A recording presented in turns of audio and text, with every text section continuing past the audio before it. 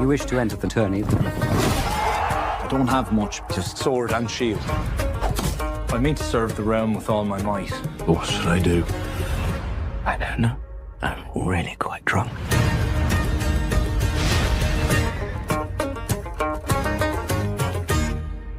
Yes. Sir Lionel is already far too drunk to care about such nonsense. Welcome one, welcome all to the episode 2 of A Night of the Seven Kingdoms pregame show. And here we are, folks. Episode 2 is less than an hour and a half away. Sorry about the late start tonight. I don't know if anybody else is in the area that is getting hit with this massive snowstorm, but we're like in the worst part. Apparently my area is getting it like among the worst, around 16 to 24 inches of snow, well past below 0 degrees.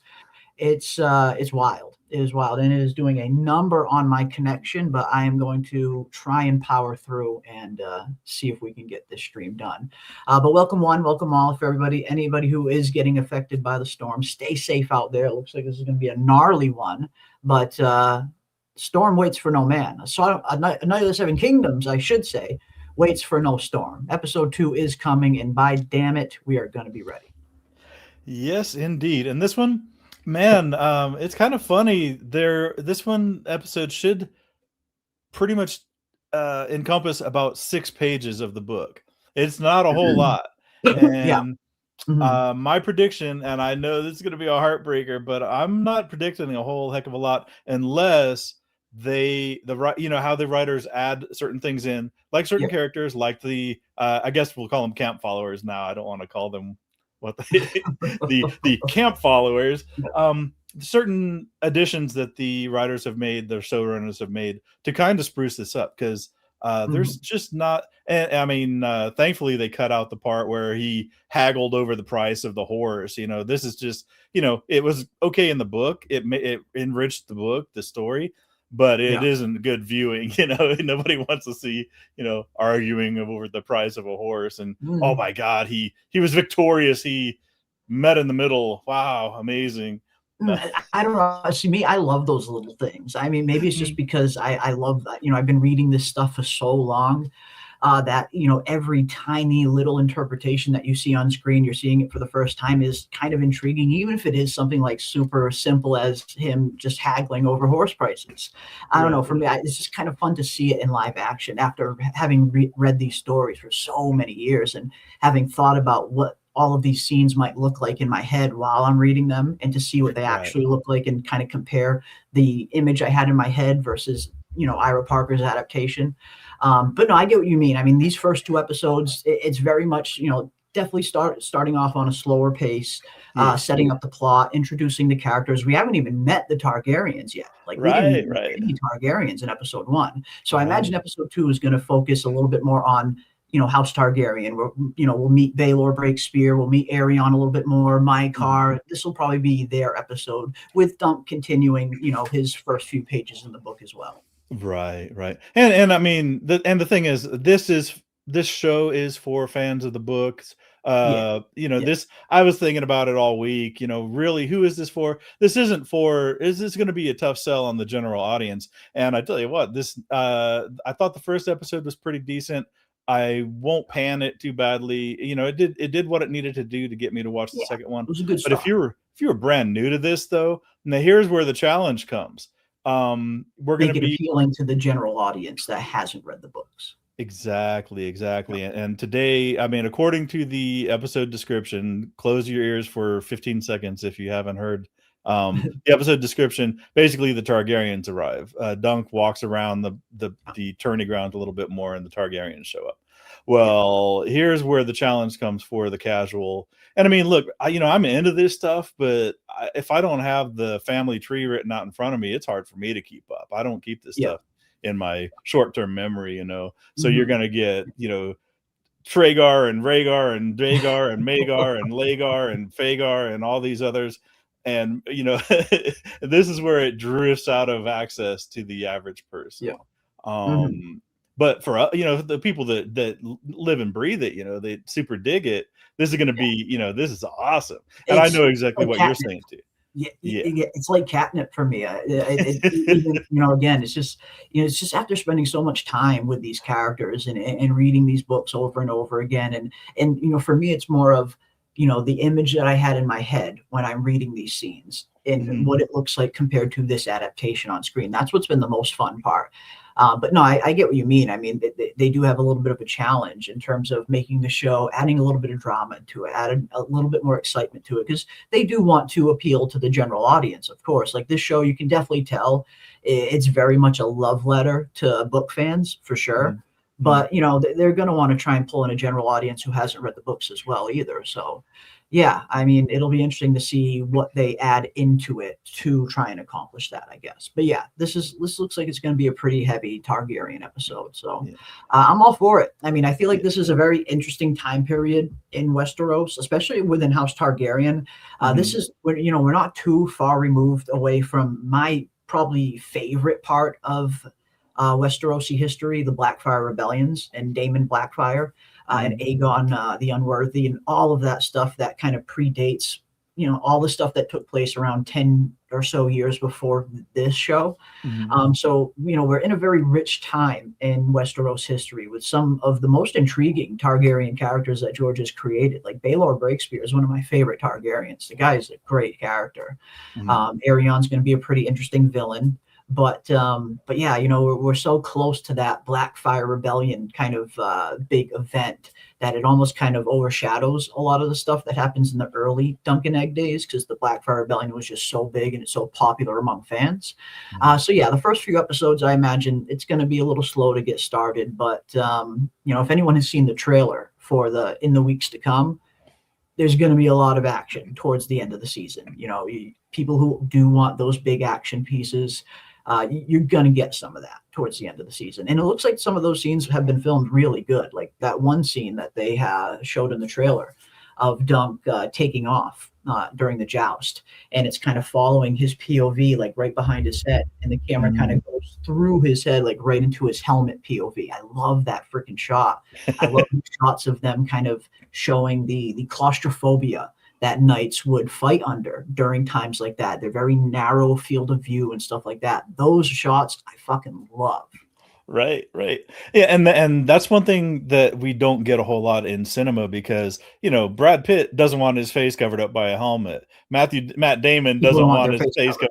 Yeah, that thing in what was it, The Last Duel or whatever? Mandalorian. Look what happened in The Mandalorian. Pedro wanted to do more and more scenes without the helmet. People, these are actors. At the end of the day, they're vain. They want their face on screen. But to give the audience a sense of the claustrophobia and stuff, and I've worn. I mean, I don't do reenactments or anything, but I've worn helmets like that. And your world is minimal, and you kind of when you look back and you're like, well, why did the Romans have theirs the way they did with the big cheek pieces that they tied together? I mean, everything is a compromise. Every piece of metal you put in front of your face is either some of your vision that's being obstructed, some of your hearing that's being obstructed, or your breathing, much even worse. There's a lot of factors that come into that. And I mean, put a mop bucket on your head for a couple bucket on your head, cut out a tiny little slit, and see how good you can see during a fight. Yeah. It's not going to be easy. Yeah, not going to be easy. But yeah, that's what's I like those shots. It adds that extra layer of like, holy shit, like is this what it must have been like fighting under these circumstances back then? Anything that adds that extra layer of realism that puts me in the seat of the character, that's always fun. Yeah, and we're going to get a lot more ground level view. This whole series is going to be a lot more ground level. Magic is generally, their magic is present, but it's never thought of well by the people it's used on, and even the people that it benefits look at it with distrust. The fantastical elements of the dragons are a full couple generations past. So there's going to be action, of course. I mean, it's a tournament, it's a joust and a melee and as well. So there's bound to be some kind of fighting, and the choreography, that'll remain to be seen. but I think that I think they've done so far so good, and especially converting what we read in the books to the screen so far. I think they've done a really, really good job. Now, here's a question. Here's something interesting. They said this was one of the lowest premiere episodes of any of the House of the Game of Thrones type series, and I think that's more of an indictment of House of the Dragon season 2 than it is these stories themselves. Because on their own, these stories are pretty good. They are, yeah. I think the stories are pretty good, yeah. I mean, a show like this, I feel, was never, it's never going to get the giant numbers like, those later seasons of Game of Thrones got, or, season 1 and 2 of House of the Dragon. Even season 2, for all its flaws, it got a lot of numbers. It did pretty well. But, yeah, I mean, I'm not surprised that this one kind of premiered a little bit to a little bit of a smaller audience than those two shows. Those are giant, big, sprawling epics. Those are the kind of shows where, it doesn't matter if you've read the books or not. You can go into those shows and you're going to get, a big story that you can kind of follow along. This one does feel like it is almost like a love letter to George, like a love letter to the hardcore book fans. And sometimes it's hard to kind of strike that medium where you're doing a really, really faithful adaptation and putting in, extra spectacle or whatever for the general audience. So I'm not surprised that this one premiered at a lower number than House of the Dragon and Game of Thrones. Okay, and just by merit of the scope and scale of I think so. Just by not only the scope and scale of it, that's that as well, but also it's only 6 episodes and they're only around 35-40 minutes long each. And I have seen a lot of people commenting on that. I wish they were longer. I'm just going to wait for the whole season to come out and binge it all at once. I saw a lot of people saying that. And we live in the age of the binge model. A lot of how I feel. I hate binge watching shit. I fucking hate it. I love watching weekly along with everybody else, but a lot of people like to watch all multiple episodes at once, and there's nothing wrong with that.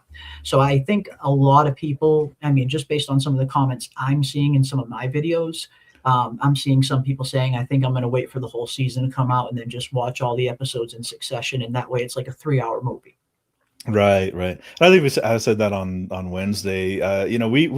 I'm trying to accept this as it is. I mean, there's I'm never going to get what do they say? Don't let the perfect become the enemy of the good.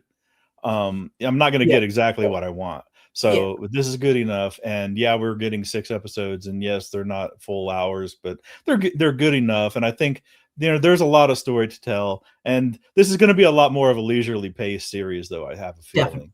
Definitely, for sure. Yeah. For sure. But could it have been a 3-hour movie? Absolutely yes. Could it have been 2 1.5-hour movies?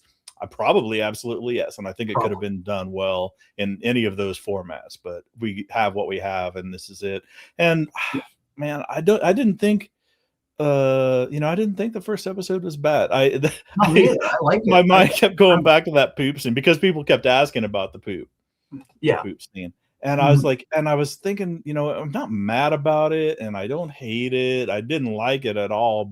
And honestly, I think what I settled over the course of the week, what I settled on is I think I felt like the story deserved better, but that's just because I liked the story.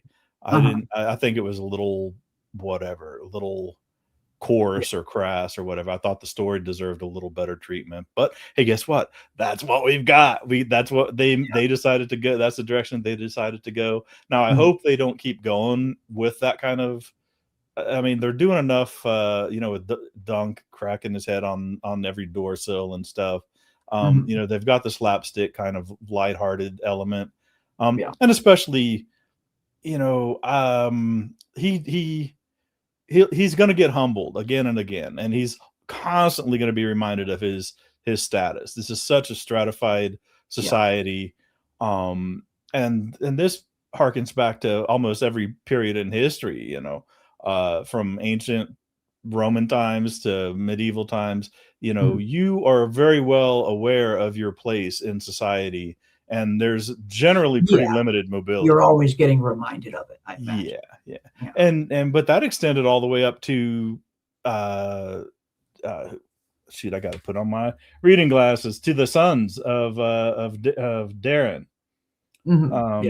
if you're the fourth son, the third son's going to pull rank on you, and the first son's going to pull rank on him. Yeah. So yes, it all flows downhill, but somebody, unless you're the actual king, that's the only one that it doesn't flow down on. And there is, there's a very definitive line between what somebody can do. A sir versus a lord. A landed lord, really calls a lot of shots, and a knight in service of a landed lord stands above a hedge knight, in that society. And I think, I'm not sure. Do you think they'll go into the backstory a little bit? I know they showed flashbacks, at least in that full series. What to expect for the full series. Do you think they'll go into Dunk's backstory? It looks like they are. It looks like they're going all the way back to his childhood, just based on that trailer for in the weeks ahead. It looks like we're going to see Dunk, when he was still an orphan in King's Landing, which I imagine if they're showing that, they're probably going to show us how he and Sir Arlen first met, which isn't exactly in the books. I mean, you pick up the book and it's already starting with Sir Arlen dying, There's not a whole lot we know. We know Dunk was, came from Flea Bottom. We know he was orphaned at a young age until Sir Arlen took him in, but we don't know a whole lot else. So it looks like they're going all the way back. They're going right into King's Landing, and we're going to see Dunk as a young orphan living on the streets. And probably, again, we'll probably see how he and Sir Arlen first crossed paths, how they met, and how he came into his service. So, yeah, it looks like they're going to cover all that. Yeah, and Dunk, for being as mellow as he is now, he was a little hellion when he was younger. So that'll be interesting to see how they portray that. And I do want to see Sir Arlen being treated a little better, because he was pretty coarse in this first episode. Our introduction to Sir Arlen was, like we were laughing about it on Wednesday, the montage of the slaps, and montage of the slaps, yeah, basically ignoring Dunk when Dunk was asking about him being knighted. So that's our two experiences with Sir Arlen. I want to see a little more of the nurturing, or a little more of the part where he is guiding him. Yeah, because we're being told, not shown so far, of how he was, the ideal hedge. The hedge knight is the true form of knighthood, basically. We're being told this, and we're saying, well, the old man said, and the old man said, and the old man said. I want to see a little bit of it. Yeah, me too. And speaking of knighthood, we have a new knight that has recently joined the ranks. Haymaker 710 has become a new member of the channel. Thank you so much, Haymaker 710. Very much appreciate you, my friend. Hope you're ready. Hope you are ready for episode 2 of A Knight of the Seven Kingdoms. We're just an hour away now, folks. It is creeping up on 9 p.m. Eastern here, and that means we are just over 1 hour away from episode 2. But thank you so much, Sir Haymaker 710. Thank you for joining. Very much appreciate you, my friend. That deserves an applause. Yeah. And I didn't forget this time. I made sure I uploaded it. Stop raping, sir. Yes. Take that to heart. Take that advice to heart. Love that. Fucking love that clip. Anytime someone sends in a super chat, they're going to get a stop raping, sir. As a thank you. But thank you so much. Haymaker, very much appreciate you, my friend. And hope you guys are ready. Hope you guys are ready for episode 2. We are getting closer and closer now. Let's see who else we got in here, shall we? Hanging out with us on this fine Sunday evening. Well, I shouldn't say fine Sunday evening. It is a storm of the century just outside this window. Literally 6 feet from me is death. But we are going to enjoy A Knight of the Seven Kingdoms nonetheless. We got Dragar in the house. What is up, Dragar? Good to see you, my friend. Welcome. Good to see you. We are back. Indeed, we are back. We got Kiwi Skirt in the house. Welcome, Kiwi Skirt. Good to see you working. So won't be staying much, but listening. Loved episode 1, but could have done without the pooping scene. That scene has definitely been very controversial. It's been very polarizing. Some people really, really enjoyed it and thought it was like fun comedy, and some people, it just wasn't for them. So we've gotten a really kind of good mix of reactions to the poop scene from everybody. But yeah, I guess we'll have to see. We'll have to see if we have any more. Hopefully that was a one-off. That's what I'm Right, hoping. yeah. That was just a one-off, and we're not going to see a whole lot more than that. I get what they were going for, so that's why I kind of excuse it, because I get what they were trying to convey. I just think they could have conveyed it in a little bit of a better way, but I get what they were going for. But hopefully that was a one-off. We got Jen the teacher in the house. Welcome, Jen the teacher. Good to see you as well. We got Jenny of Old Stones. Welcome. And speaking of Jenny of Old Stones, we'll see Jenny of Old Stones in future seasons of Dunkin' Egg, I imagine. I imagine we will. We got Ando in the house. What is up, Ando? Good to see you as well. Welcome. We got Sunny Skies in the building. Welcome, Sunny Skies. I see Minerva in the house. I see Big Heck. Oh my God, it's Ravener. Yes, Ravener is back. He is watching A Night of the Seven Kingdoms with me, and we are going to be breaking it down. Absolutely.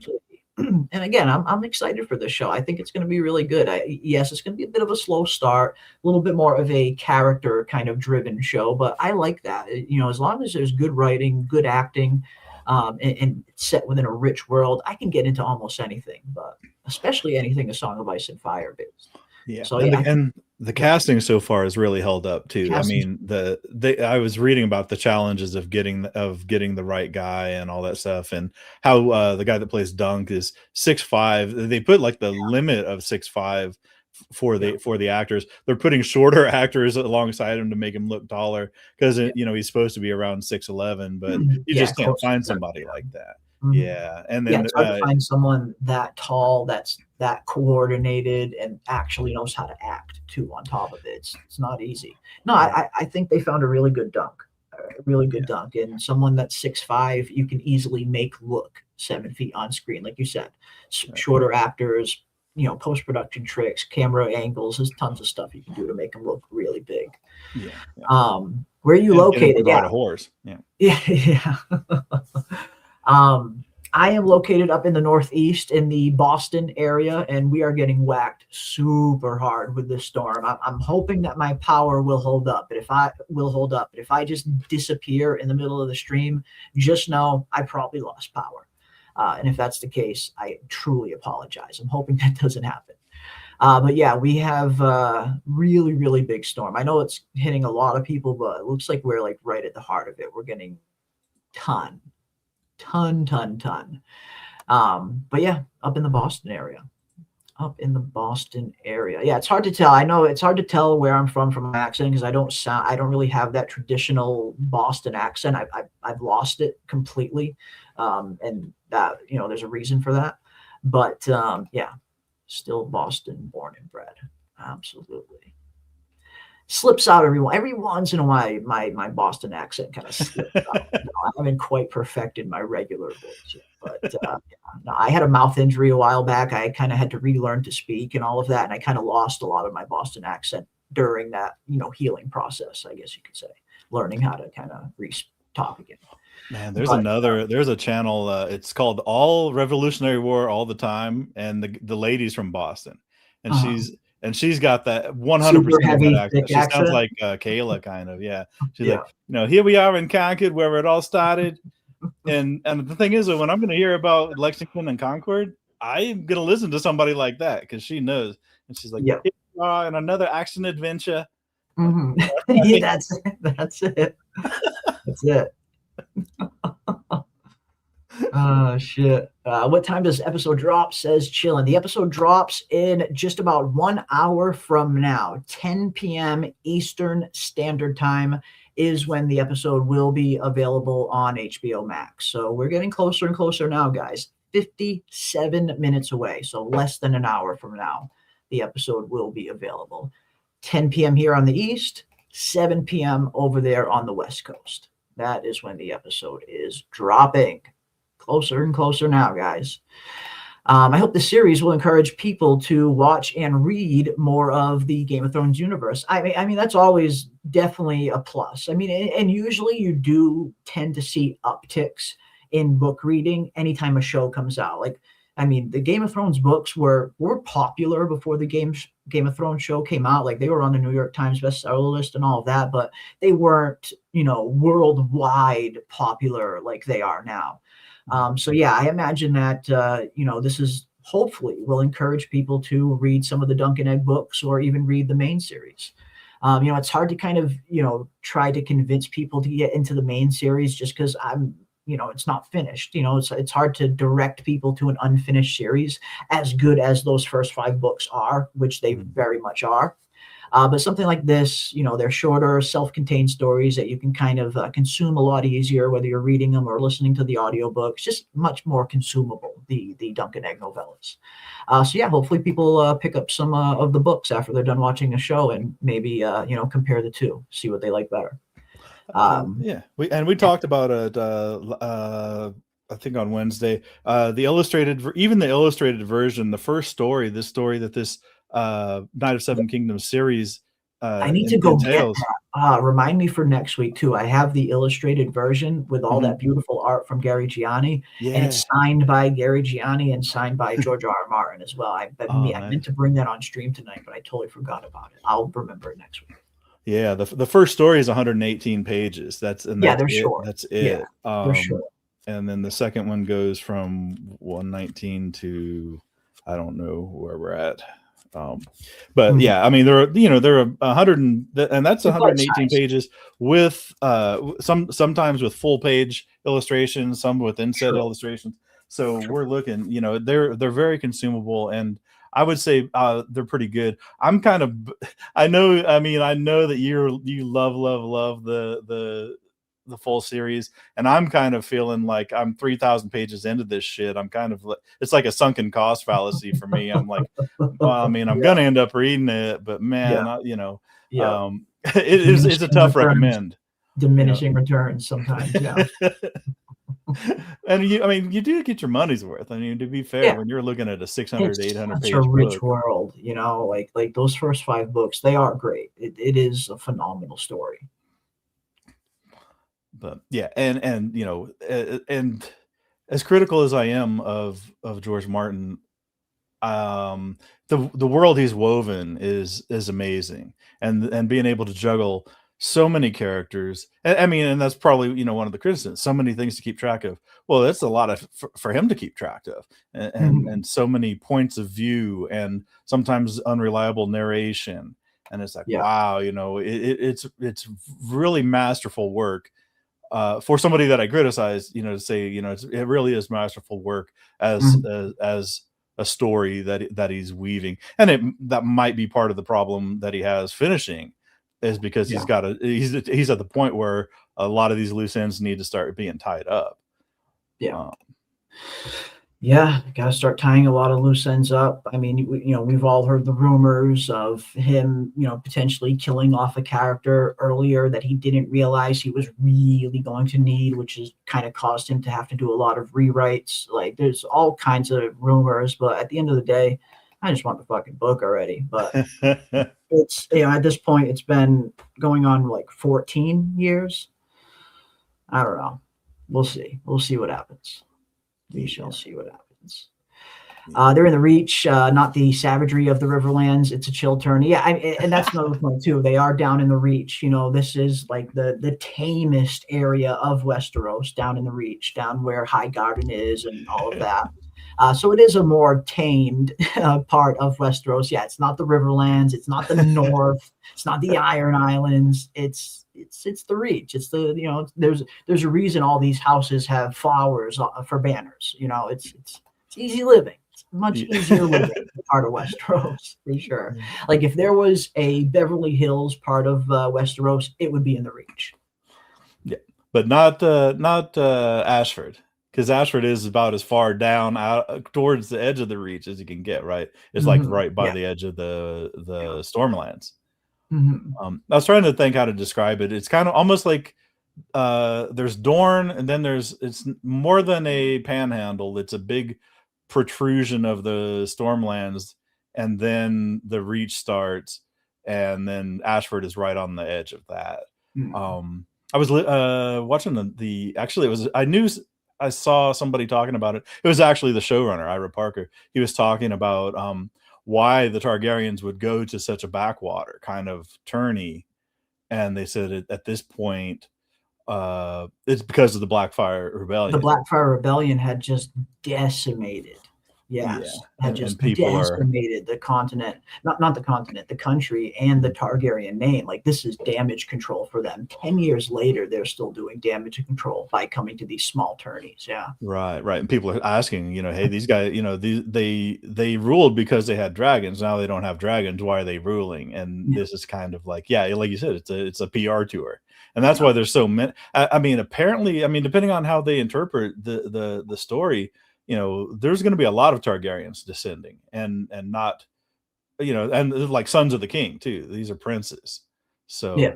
we'll see how Exactly. many of them we get. If we get all of them, I didn't check the casting to see if every single one of them has been cast. It looks like we're getting just about all of them from what I can remember. Yeah. Okay. And that's the thing about House Targaryen. It's easy to mix some of these characters up. George went and named, you got fucking 300 Darons, you got 100 Aegons, you got 100 this and 100 that. So it's totally easily to get mixed up with some of these characters. But yeah. Looks like we're going to get all of them. I know it looks like we're probably going to meet Valar in this episode, Baelor's son. And we saw Daeron the Dreamer at the very beginning of the series, when that very interesting. Like you said, there's not a whole lot of magic in these stories, but, there is still House Targaryen, and they always tend to have some kind of Targaryen dreamer in every generation. It's like there's always a dreamer. You look at every time period in Westeros, there's always some kind of dreaming Targaryen at every point, almost like every generation kind of, spawns one. And we saw a little glimpse of that in the beginning of this episode. When he wakes up, he looks at Dunk and he's like, I remember you. I dreamt of you. Stay away from me. Yeah. Stay away from me. Yeah. And then we'll learn a little bit more later on about what that dream was, what Daeron, why he reacted that way when he saw Dunk. We'll learn a little bit more about his dream. But yeah, it's very low magic story. There's not going to be White Walkers and dragons, running around. There's not going to be Melisandre lighting freaking Arrax on fire. It's going to be very grounded, much more self-contained. Yeah, we're gonna get more Timett, son of Timett. I fucking love Timett. Timett, son of Timett is the coolest fucking name. And out of all the names that George has come up with, he's come up with some really fucking cool names. Timett, son of Timett is the coolest fucking name George has ever come up with, in my opinion. It's a fucking badass name. I'm Timett, son of Timett. I don't know why. Fucking love that.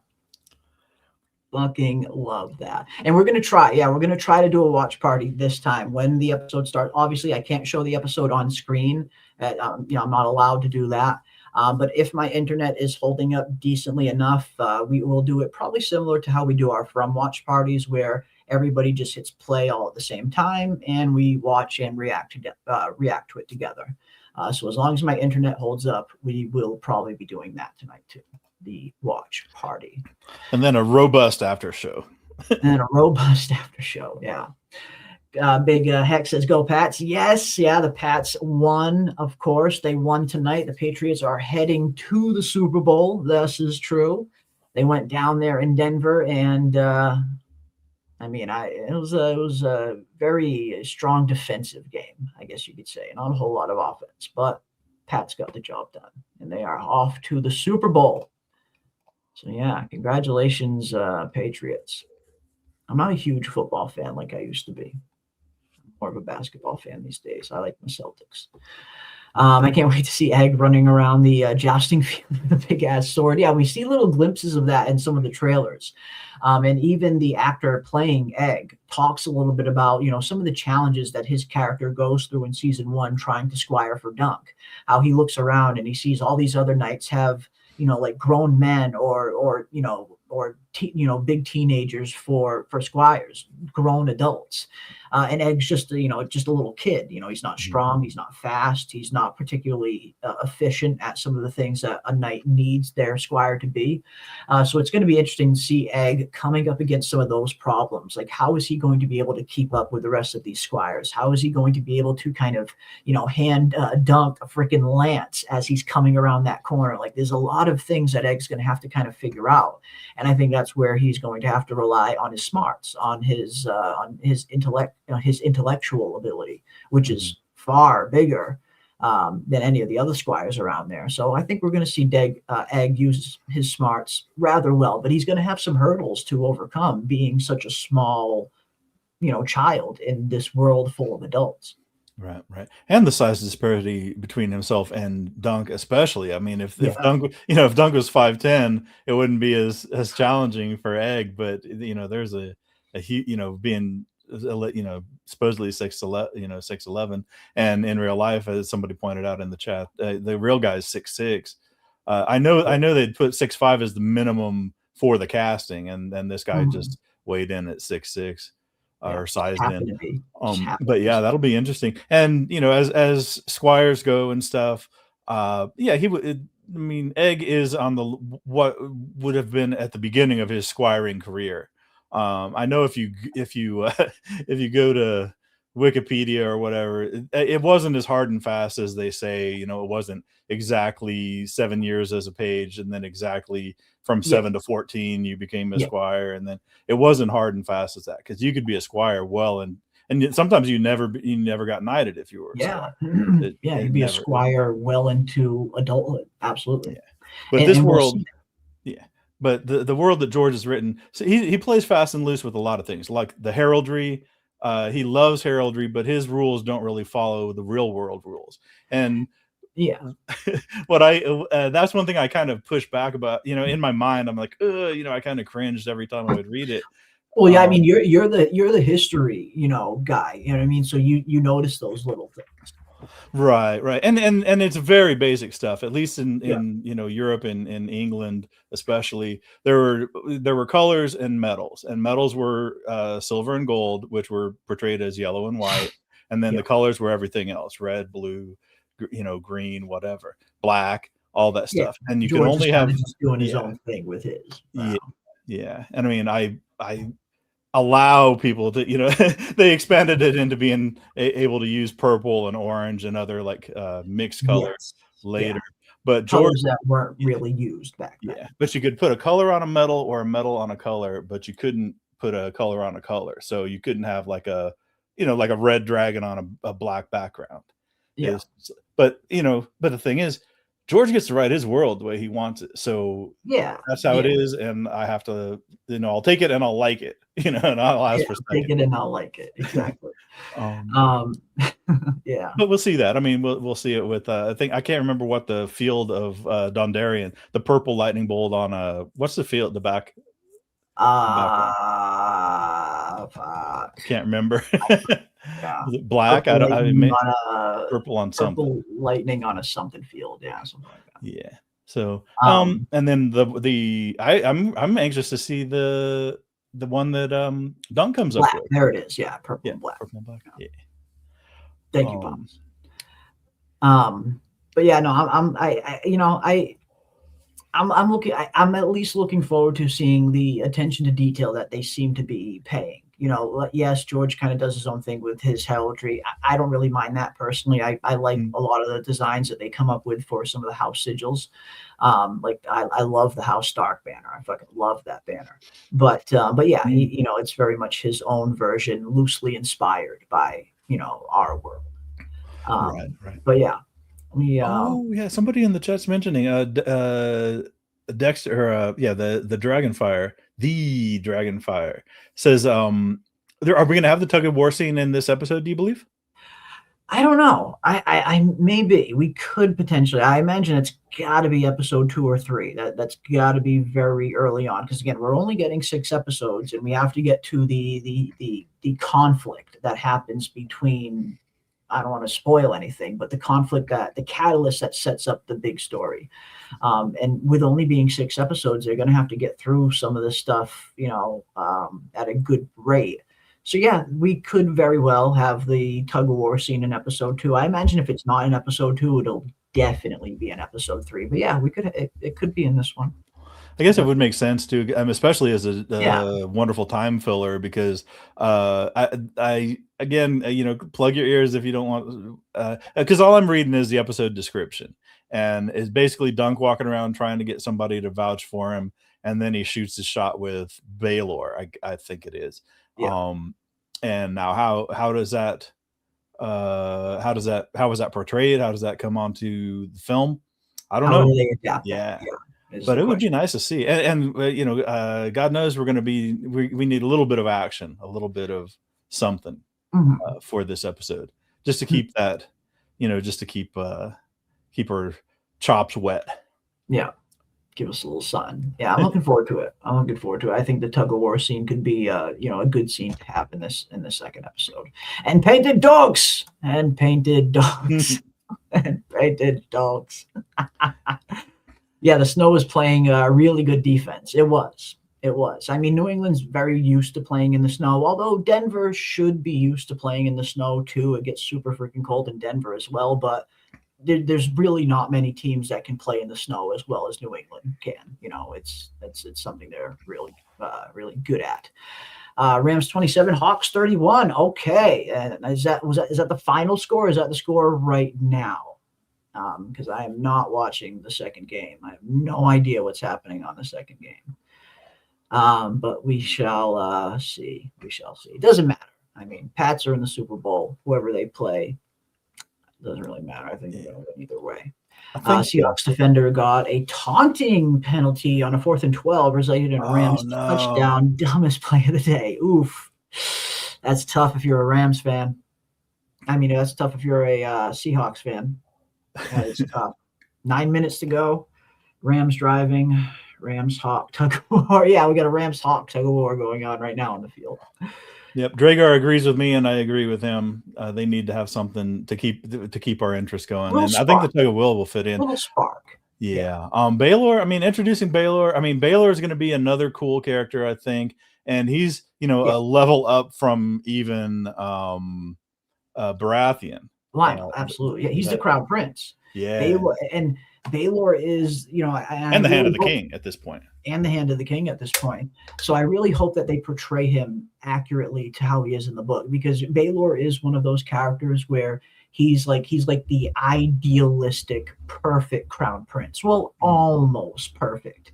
He's perfect in everything but appearance. He still has some people looking at him as always a Dornishman because he doesn't have full Targaryen hair.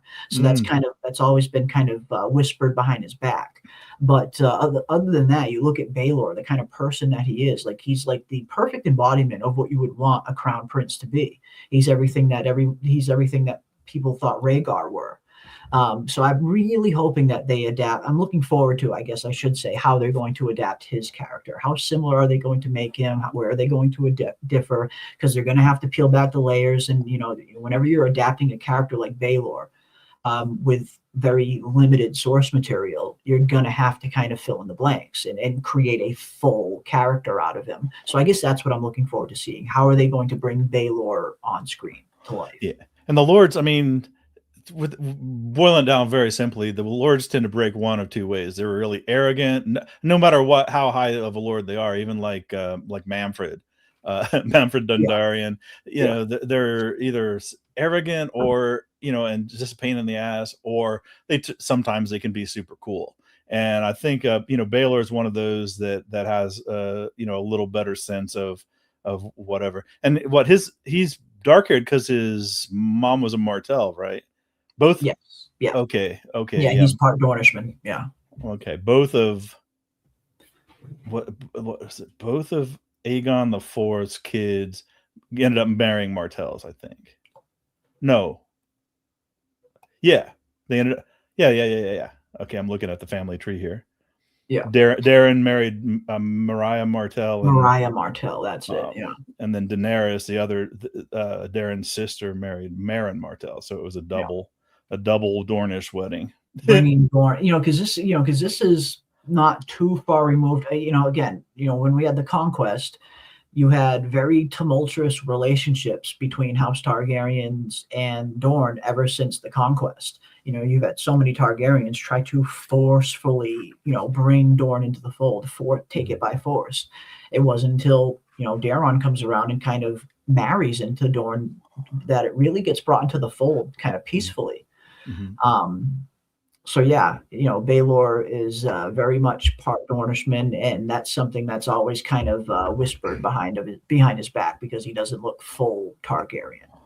Yeah, and that was another neat thing, because most of the things that George Martin writes into his books are influenced by the real world, and especially with these cultures like the Ironborn, or you can kind of guess where they're from.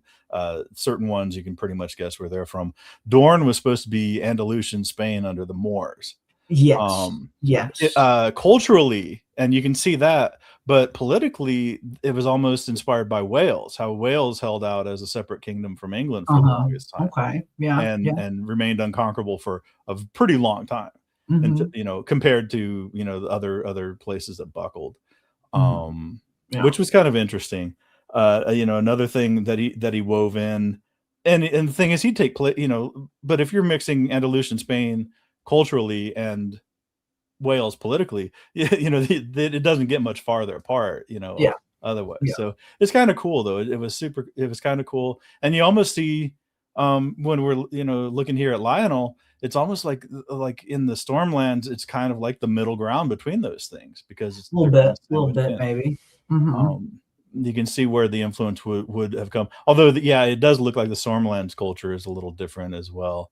A little bit. But yeah, as you were saying, they're in the first generation after or how many generations after the conquest, where they've been, where Dorne was actually brought in. I mean, The exact number, I don't know. I'd have to check. It's been I haven't refreshed that info. Sorry to put you on the spot. No, totally fine. But they were very late in coming, and they were the ones that resisted. Oh yeah, super late. I mean, Daeron the First Targaryen tried to invade Dorne by force, ended up getting himself killed, and that was years and years and years after the conquest. Many, many, many years later. And then it wasn't until Daeron II came around and kind of got in there by marriage. It wasn't. So it was generations later that Dorne finally got brought back into the fold. Yeah, and they didn't really. I mean, the Dornish didn't really win much either. They would abandon their cities. They would just. It was just about pride for them. Yeah, it was just about pride for the Dornish. Yeah. We do not. It's just about not bowing. Unbowed, unbroken. That's their house words. It's not about winning so much as it's about not losing. Yep. And then melt into the mountains and melt into the sands, and nobody could find where they went. And then they thought, okay, well, then the Targaryens are like, all right, we won. They'd place a lord. We won. Yeah. And they'd place a lord in charge of everything, and that lord didn't last very long. That was a bad posting if you got posted to Dorne. No one wants to get posted to fucking Dorne. Find out quickly they were not pacified. Yeah. Just because you didn't find them didn't mean they're pacified. Yeah. Yeah, no, Dorne was smart. I mean, they used their land to their advantage. They started kind of implementing those kind of guerrilla tactics, those guerrilla warfare type tactics, which the Targaryens had no answer for, really. So, Dorne, they held out. You gotta hand them their respect. They did not break before the dragon, and they fucking took out one of his dragons too, and one of his wives. Like, Dorne's fucking badass. Dorne's absolutely badass. What the fuck said it on me? Yeah, what the fuck said it on me? Oh man, I miss the Hound. I miss the Hound so much. I think that's one of the things I miss most about Game of Thrones. It's not so much like the main story and all of that. It's the smaller things, like the small things that made like the first 3 or 4 seasons really, really, really good. And sometimes that's something as simple as just 2 characters traveling to a place and some really good dialogue between them. That's some of the stuff I miss most about Game of Thrones. Some witty line from the Hound or Bronn or something like that. But yeah. I don't know. Looks like we might potentially have a Game of Thrones sequel in the works. It looks like they're talking about doing some kind of sequel Game of Thrones show ever since the Jon Snow show failed. Yeah, they shit canned that big time. I guess it was Kit Harington, right? He tried to write it himself. Yes. Well, they didn't like his ending, I guess.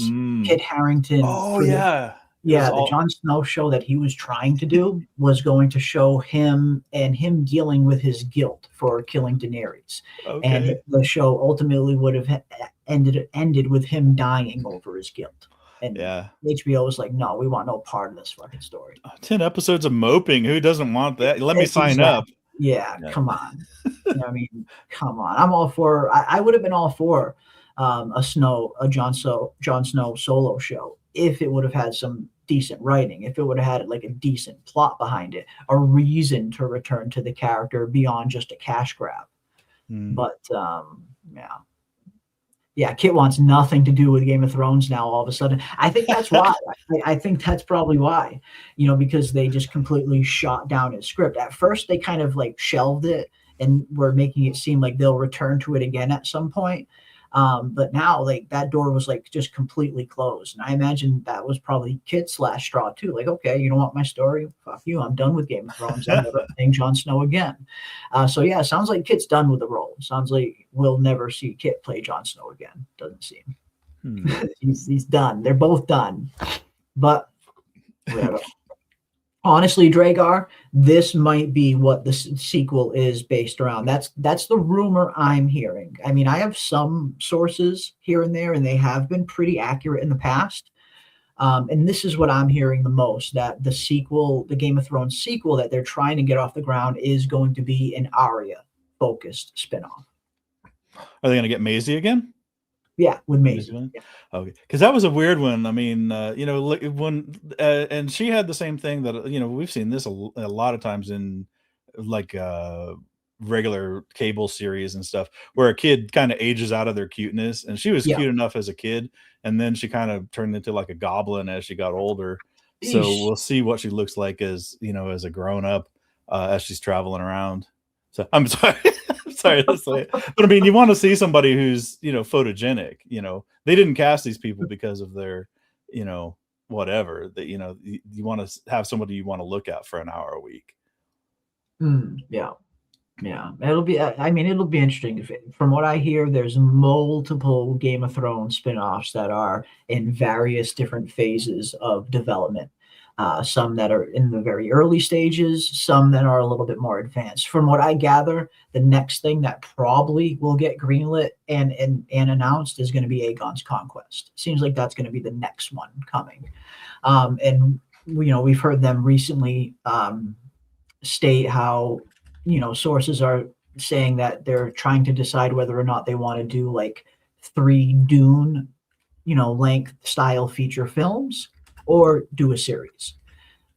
That's kind of where they're at with Aegon's Conquest. So maybe we'll get a trilogy for Aegon's Conquest, 3 giant big Dune style movies, or maybe we'll just get a regular series. I always prefer a series over a trilogy of films. I feel like you always have more time to flesh out characters a lot better in a TV series because you have more screen time. So I would love for it to be a series, but I guess they're weighing their options as to what to do with Aegon's Conquest. Because Mattson Tomlin, the writer, the co-writer of the Batman films that Pattinson has been doing, he's been like quietly working on an Aegon's Conquest script for like the last 2 years. So he must have a good amount done if they're getting seriously close to moving forward with something like that.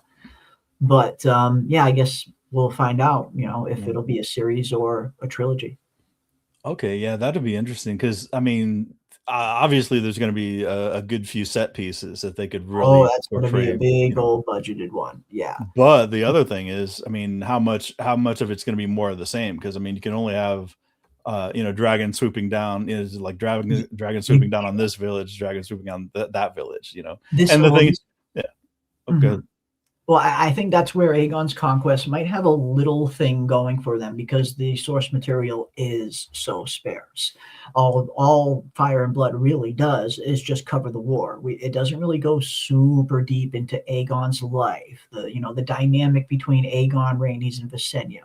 Was there some tension there? Was there a rivalry between Visenya and Rhaenys? Were they competing to try and provide Aegon with an heir first? Like, I feel like there's ways where they can kind of inject some drama into it, so where it's not just like a one-sided slaughter fest the whole time, because that'll be boring. You got to find a way to make it interesting. It can't just be a giant spectacle the whole time. You got to have actual story. And those will be the 2 wives will be super cool characters to to follow, because they're so very different, especially Visenya. Visenya is a fucking awesome character. Yeah. I don't know. We'll see. We shall. Visenya was the harsh one, right? Yeah, Or she okay. Yeah, Visenya was one the was softer and a little sweeter, and yeah, one was Visenya kind was of the hard. warrior. Yeah, Yeah. Visenya was the warrior, wielder of Dark Sister, and all of that. And Rhaenys was the you know, the not warrior, Gentler. Yeah, the little gentler the one. gentler one. Yeah. Aegon, it's famously said Aegon married Rhaenys for love and Visenya for duty. So it seemed like, just based on that, Aegon was more attracted to Rhaenys, but married Visenya out of duty because she was the older sister. I mean, there's no possible way that a rift doesn't develop in between that dynamic. There's just no way. I'd be very surprised if they lived a very happy life, the three of them together. Right. Yeah, yeah. I guess that's true. I mean, there has to be at least some level, like you said, of competition. And Yeah. even if like Rhaenys was the second, if she could produce the first heir, that resets the balance. And she does. And I think that also kind of could potentially be an aspect that could breed more resentment for Visenya, because by the time she gives birth to Maegor, Aenys is already alive. Rhaenys had already given him a son. So there's some interesting things that they can do, I think, with the conquest to avoid making it just a one-sided slaughter. So we'll see. And yes, that was my pick as well. I mean, whenever we were talking about casting for Aegon, Rhaenys, and Visenya a few years ago, that was my first choice, was Alexander Skarsgård for Aegon. Yeah, I mean, he might be a little too old now to play Aegon, especially, Aegon's kind of young at the beginning of the conquest. I believe he's like in his early 20s. But I don't know. I just love Alexander Skarsgård. I just always thought he'd be really good for an Aegon the Conqueror. I like Catherine Winnick as Visenya. She's phenomenal. I think she's great. She was great in Vikings. We know she can handle the action scenes. She's got the acting chops. I think she would look like a really good Targaryen too. So I think she would play a good Visenya. And the chick from Spartacus, the original Spartacus show, the actress who played Alithia, I think she would be a perfect Rhaenys. I'd have to look that one up. Yeah. Yeah, Alithia from Spartacus season 1. Oh, yeah, I see what you're saying. Yeah. I think she'd be a perfect Rhaenys. Interesting. But wow. Yeah. Okay. But honestly, part of me hopes that if they do move forward with an Aegon's conquest, be it film, be it trilogy of films or series, that they cast just completely unknowns. Like they did here for Dunk and Egg. I mean, I would, as much as I would love to see Alexander Skarsgård as Aegon the Conqueror, I think I would probably like it a little bit more if they cast an unknown actor, someone that we haven't seen in a bunch of stuff, someone that we're not comparing to this and that, actors that are unknown that can kind of grow into these roles. That's why Game of Thrones was so good. I mean, you had all of these unknown actors that grew into these phenomenal characters like Jon Snow, Emilia Clarke, like all of these characters turned out to be great. Pedro Pascal. Well, I mean, I liked the Red Viper. I thought he was great. Yeah, no, he was good in that. I'm not gonna lie. But yeah, he was a little bit more known. But no, for like your core cast, I'm totally fine with them kind of just going with relatively unknowns so they can kind of grow into these roles.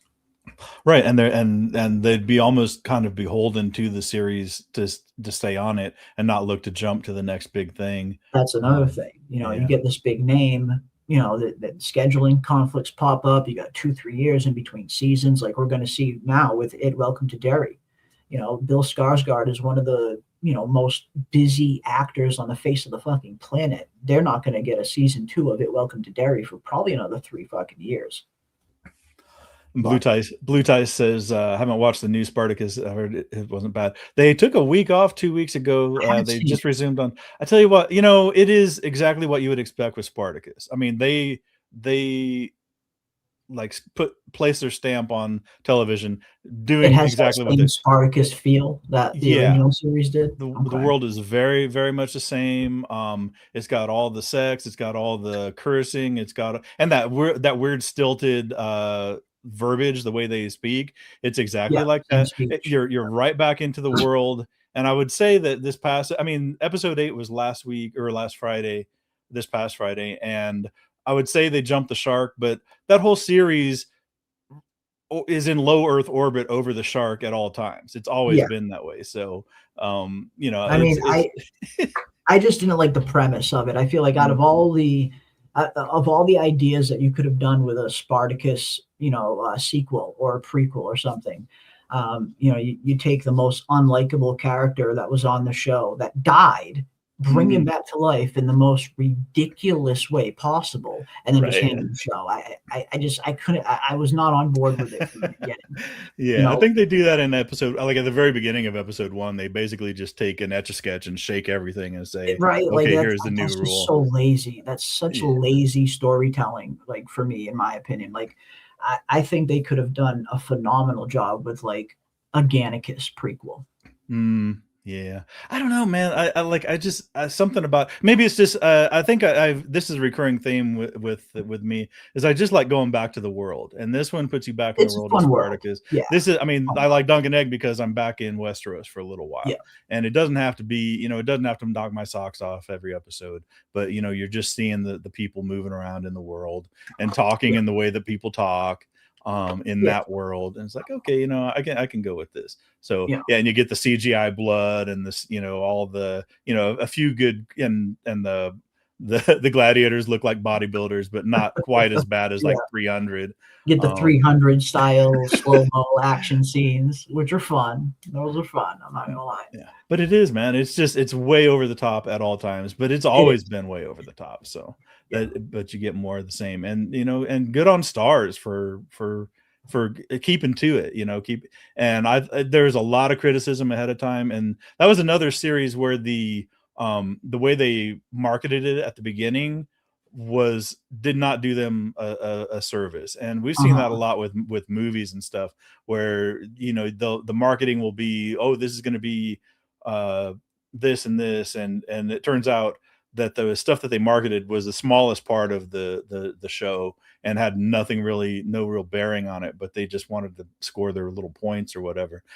This one, you know, it gives you more of what you want, and surprise, I like it, and I think the people that like Spartacus liked it. It's funny when you give people what they ask for, then they respond positively. It's an amazing, you know, follow the recipe. I think we talked about this on Wednesday. You know, George gives you the recipe with a Knight of Seven Kingdoms. Oh, did we lose Jeremy? He'll be back shortly. Might have been a connection issue. We talked about this on Wednesday. George gives you a recipe. This is a good story, a pretty good solid story. And as long as the showrunners follow the recipe, as long as they do, you know, follow the story beats, and you know, that's a pretty good recipe for success. Don't add to it. Don't make it your own. You know, you can do little tweaks and twerks and this and that, and you know, always, thankfully, these guys seem to be doing it with George's blessing for the most part. But I think, you know, they can get a pretty good solid result by just following the recipe for success. And you know, there was decades where anything Star Trek was a license to mint money. Anything Star Wars was a license to mint money. James Bond, Mission Impossible, you name them, all these IPs, you know, give James Bond a little twist here, a little twist there, make it fresh, but make it, you know, familiar. And that was always a way to make money. Now these guys want to make it their own. Well, by making it their own, it ain't mine anymore. So, you know, it's easy to pass by on that. And welcome back, Jeremy. Yeah, I'm back. Fucking yeah. It's rough. It's the wind. The wind is picking up, and but we're gonna try and hold out. But yeah, I mean, I'm looking forward to it. I think you know, I think so far all the signs at least point to Ira Parker like really taking this serious in terms of putting forth a faithful adaptation. You know, he said numerous times like he's making this show for George. And when I heard him say that gave me a little bit more confidence that it was going to be a pretty accurate to the source material show. Because you certainly don't hear Ryan Condal saying that. That's for damn sure. Or Dan and Dave or whatever you did, as long as they don't offer Ira Parker a three movie Star Wars. Three-movie Star Wars deal, and then yank it from them when they see the final season went. Yeah, they deserve that karma. I'm sorry, they brought that on themselves.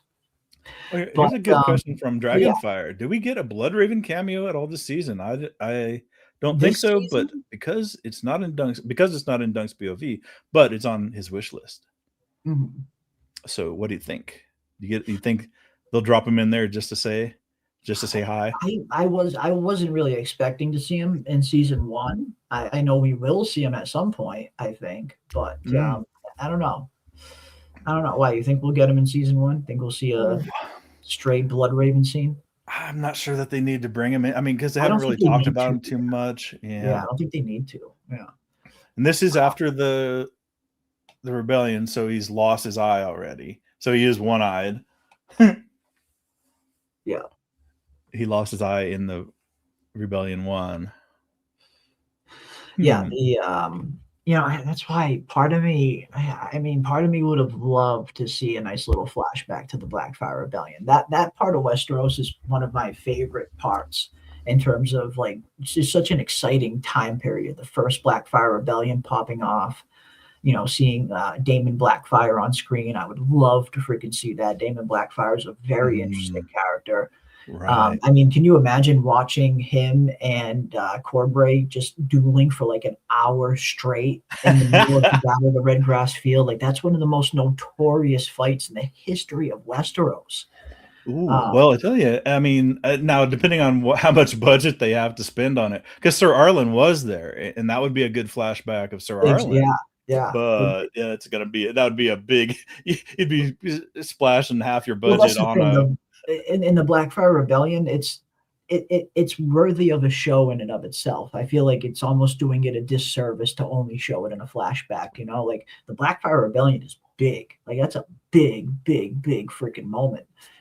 It warrants its own show, I think, not just a flashback. And I don't think we'll get that anytime soon. Nah, probably not in this season. Not on this show, but Dragonfire. Another great point. More Blackfire Rebellion in Eustace Osgrey, because he in the second story he does not shut up about it. So it's like, man, exposition. He's sitting there with a cup of wine and just expositing. I'm like, oh, okie dokie, now let's get on with it. Get to getting. Mm-hmm.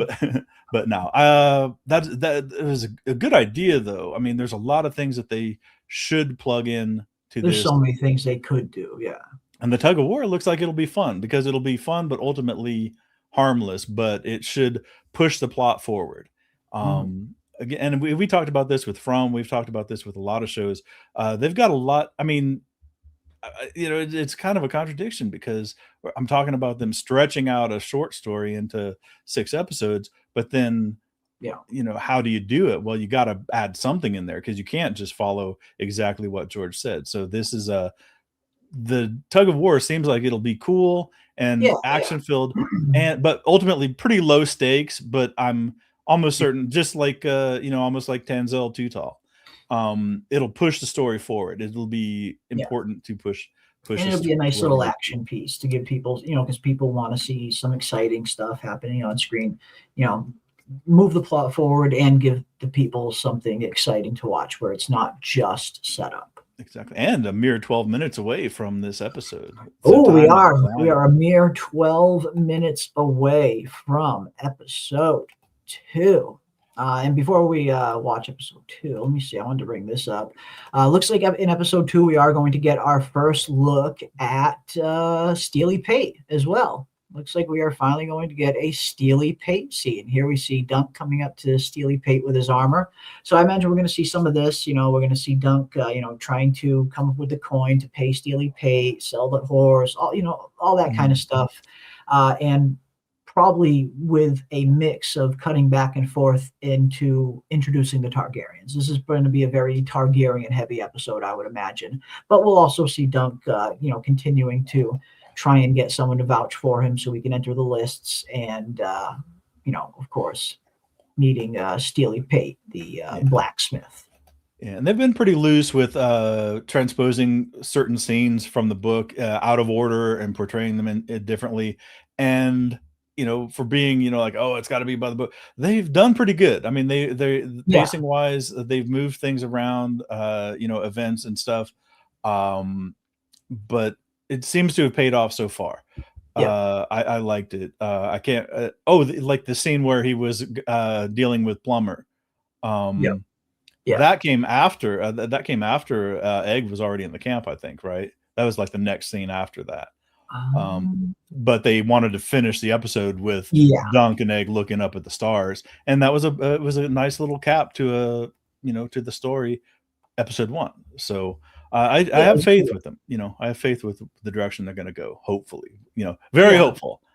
Cautiously. No, I am. I'm cautiously hopeful that this show is going to be fun. Again, it looks like it's pretty faithful. It looks like they're making a really good. And even Ira Parker was talking about, like, anytime they would do a small change or anytime they would do anything, they would always run it by George first to see what he thought about it. And if he didn't like it, they wouldn't do it. So it seems like Ira Parker is very much, wanting to please George with this show. And the only way you please George is to make it accurate. We know how he feels about deviations to his source material. He hates it. But yeah, I'm excited. I'm excited. I mean, there's really nothing on TV right now. House of the Dragon season 3 probably isn't going to be until, late summer. From season 4 probably isn't going to be until spring, early spring. So there's really not a whole lot of, like, real good shows to dive into and watch right now. So yeah, I mean, I think it's going to be fun. We got six bite-sized episodes of a fun story with some really good grounded characters. And I think it's going to be good. I think it's going to be really good. I'm excited for it. I'm very much excited for these next 5 episodes. And for the late arrivals, we are going to stay live. We can't, of course, show it because HBO would strike us down with wrath. Yes. But we will stay live to do live commentary. Probably hit play right at 8:00, right, when the episode becomes available. Or right when the episode becomes available. We'll, if anybody who wants to stay in here and watch it, we'll all hit play at the same time, and we will watch along. As Ravener said, I can't bring it up on the screen. I wish I could. But we can at least do our live reactions and then discuss it afterwards. Yep. And we'll, and I want to say thank you to everybody who's hanging out so far. And thank you for everybody who hangs out for the after show, because this will be, it'll be definitely a little more meat on the bone, definitely a little more to talk about, to see, this will really give us an idea. Right now we have one data point. We have a point, but we don't have 2 points to make a line. So I want to see which direction the line's going to go, up or down, or just sideways. We'll see.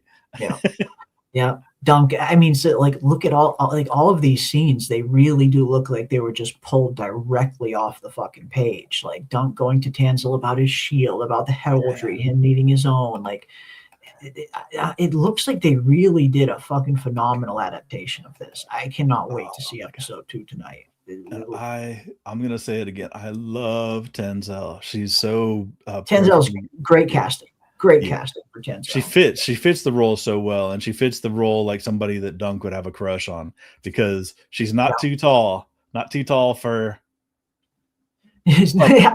And I love that scene when they showed that scene in the preview, and you see the look on Egg's face. The way Egg looks up at Dunk is fucking, like, pay attention to that tonight, guys. When the episode is playing, when we get to this scene here and Dunk is talking to Tanzil and he says, "Oh, you're not too tall. You're just right for what he's about to say. You're just right for me." And he stops himself. But you see the look on Egg's face when Egg looks up at Dunk right when he stops himself. It's fucking comedy gold. It's just probably accidental, but the kid just puts a fucking hilarious look on his face when he's looking up at Dunk, and then totally bails him out with puppets. You're just the right size for puppets. Yep. Because in the book, it's all up in Dunk's head, but he was thinking about how this was finally a girl that he won't have to lean over to kiss, because when he did learn how to kiss, the girl had to stand up on a stool or on a table or something like that. To meet his height. And that's what's fun about the internal monologue of Dunk, throughout your reading. Because, like you said, a lot of what takes place in the book is through the POV of Dunk, but it's in his head. It's inside of his head. He's thinking all of this stuff. So it's interesting to see them pull that out of Dunk's head and adapt a proper scene out of it. And I think, again, they did good in the first episode, and I think they got a winning format here. But yeah, we are 6 minutes away now, guys. Just 6 minutes away. So if anybody wants to go and get your drinks, get whatever you need, get ready, load up your HBO Max. We are going to hit play as soon as the episode loads up, and we'll all hit play at the same time. We will watch, and then we will discuss. Looks like tonight's episode is I believe it's only around 31 minutes. I think. Oh, wow. So I think it's a lot shorter than the first episode, I believe. Or was it 37? It might be 37. So I might be wrong. But that's including credits and everything else too, huh? Most likely, yeah. Someone in chat earlier on was asking, do you think we'll get a legit theme song, or do you think we're just going to go? I don't think so. I believe I remember them saying months ago when they were first filming the show that Night of the Seven Kingdoms isn't going to have an opening title sequence. They're just going to have the opening title card, A Night of the Seven Kingdoms, with the medieval, font that we got in episode 1. I think that's all we're going to get. I don't think we're going to get an intro sequence for this, unless they change their mind, unless they decided that they wanted to do one. But at least when they originally announced it, they said they were just going to do that title card. Okay. So probably another cold open like they did last time, and then just give us the card in between scenes. It looks like that, yeah. Okay. I imagine every episode's going to be like that. Okay, excellent. Watch the episode with the new composer. He's fantastic. Honestly, Three Dragon, that was one of the things I was so nervous about heading into this, because as soon as I heard that Ramin Djawadi wasn't going to be doing the music for this, I got a little hesitant, just because I love his music so much. Like, as bad as Game of Thrones kind of ended, one thing that was phenomenal in that final season was the music. The music was so good. The Night King theme that he came up with for episode 3, the finale theme, We Are the Starks theme. Like, he came up with some phenomenal music. So I love Ramin Djawadi. I was really nervous when he wasn't attached to this. But man, Dan Romer killed it. He killed it in that first episode. The music was phenomenal. The score was great. Everything about it was great. So yeah, Dan Romer completely won me over. I think he fucking killed it. And I'm looking forward to seeing the rest of his music now, because that first episode was great. Love Ramin Djawadi. And yeah, Ramin Djawadi I think Ramin Djawadi did help a little bit here and there with some things on Dunk and Egg. So he's at least, helping a little bit. But yeah, Dan Romer, man. Dan Romer, he killed it. He absolutely killed it in that first episode.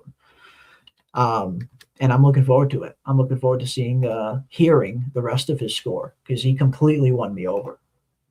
Completely won me over in that first episode. So yeah, I'll definitely have to check out the interview with him, because yeah, he's great. He's really good. They're going to zoom out from it tattooed on the back of Egg's bald head. Will there be any poop in episode 2? I hope not. I hope the poop scenes are behind us. Hopefully. That's one thing George talked about. He's like, yeah, of course my characters go to the bathroom, but I don't write about it. So we'll see. Even though he's kind of wrong. I mean, he did write a very famous scene of one of his biggest characters getting killed while they were going to the bathroom. So I don't know. Can't fault Ira too much, George. You have done similar. Let there be poop, says Dragar. Let there be poop. Veto. No. No more poop. No more poop. Through these poopsies. Oh shit. Oh man, that's gonna be fun. Yeah. That's gonna be fun. Yeah, this is going to be a good one. We've already established Lionel in there. Yeah, somebody is mentioning Lionel. They've got some people to work with. I mean, yeah, there's going to be a truckload of Targaryens to add in, but we already know.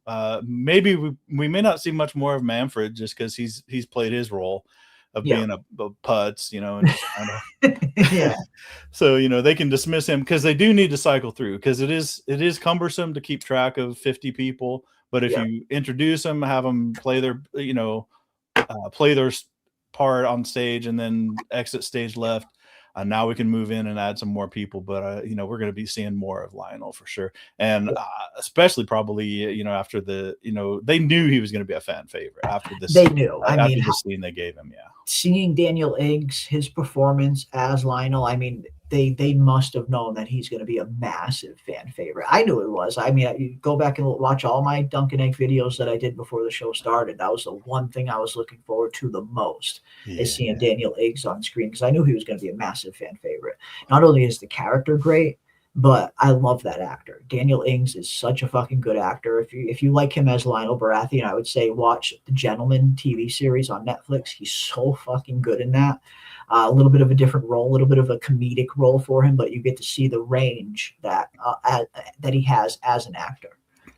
Great actor. I'm so glad that he got cast as Lionel. Yeah. Ooh, and it is almost time. We're going to give people like 1 minute to. Yeah, we'll give people like 1 minute to get set. Let me check. Let's see. Is the episode available? Yes, the episode is now available. Here we go, folks. Episode 2. There it is. It is available. Hard salt beef. So everybody get ready to load up your episode, and we will all hit play here at the same time in a minute.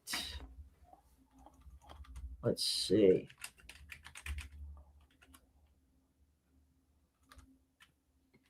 Here we go. All righty. Come on now. And I don't skip recaps. I let the recaps play. I like watching recaps because usually most shows that are clever, what they put in their recaps usually plays some sort of role in the following episode. Like if you go back and look at a lot of shows, the recap usually leads you right into what you're going to see in this episode. So I just always watch the recaps. It's just always good to give you that extra context. But yeah, and that'll put us at 4101 is the recap for this. Yeah, I'm at 41. Yeah, I'm at 4102.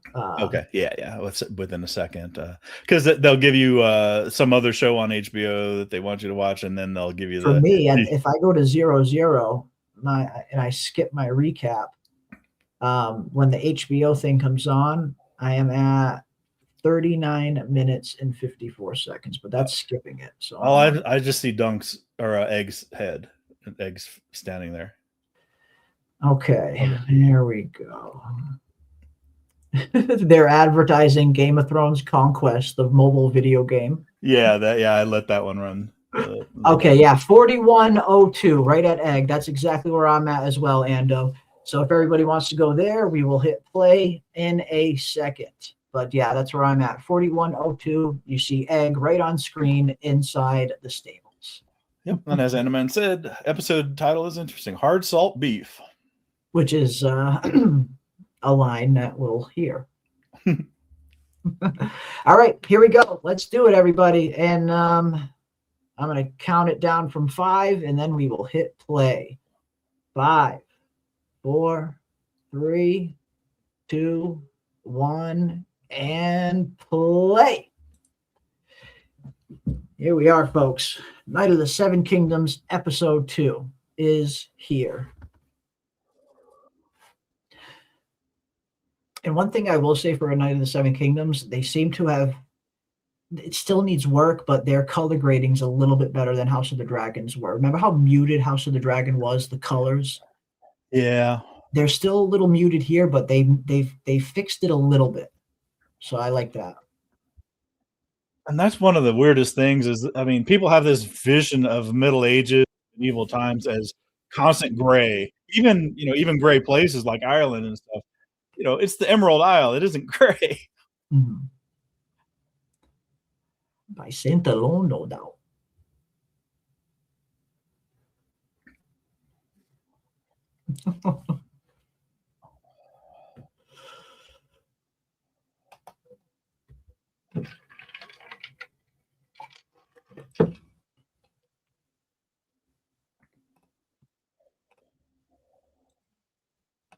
Here we go.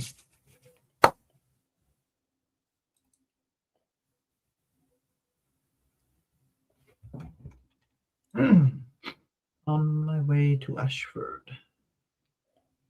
Oh, flashback. Jesus Christ.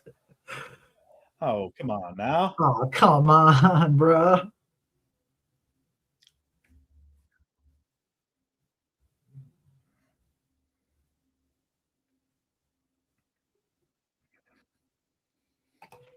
Yeah, we all just started hitting play. So if you haven't hit play yet, hit play.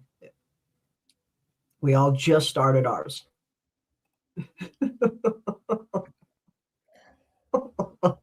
What the fuck?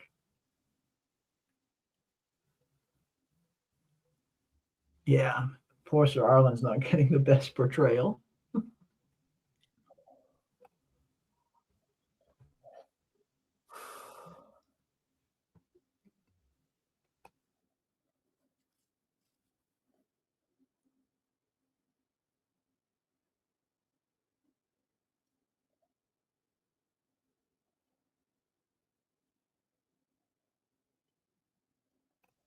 Same song from the book.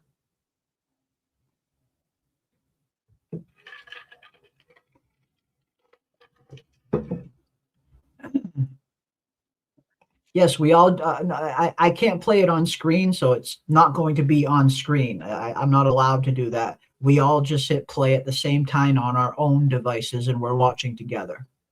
So I can't put it on screen. I'm not allowed to. But yeah, if you're joining us, hit play on your own, and we're all watching together. Yeah, you won't be too far behind, I would say, at this point. We're only a couple minutes in. Yeah.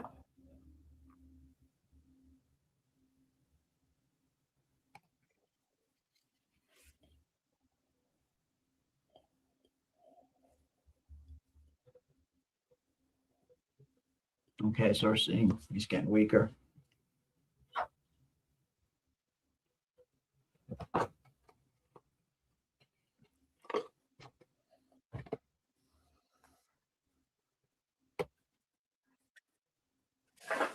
Ooh, there it is. The Red Grass Field, Blackfire Rebellion.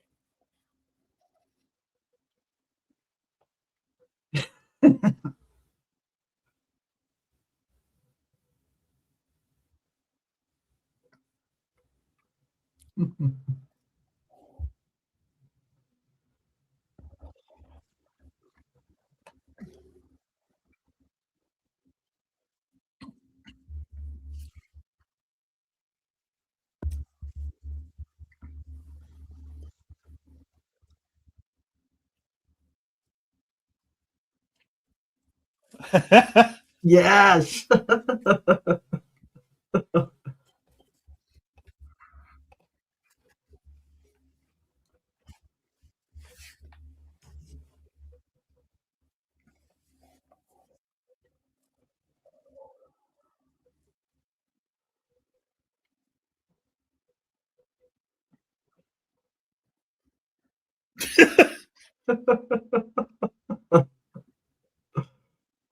Here comes House Targaryen. Oh, we do have to remember that everybody else is probably 10 seconds delayed from us on StreamYard. Yeah. Maybe we press pause for 10 seconds. Want to do that? Yep. Or just hit the 10-second back thing. I'm hitting it now. Okay, cool. We should be on with everybody else then. I don't want to laugh at something. Yeah. Yeah, Egg's got a foul mouth.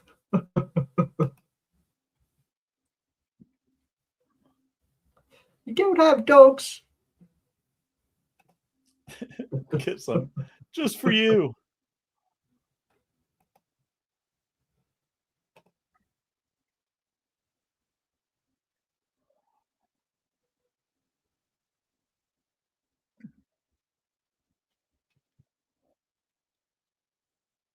Here we go. Baylor Breakspear.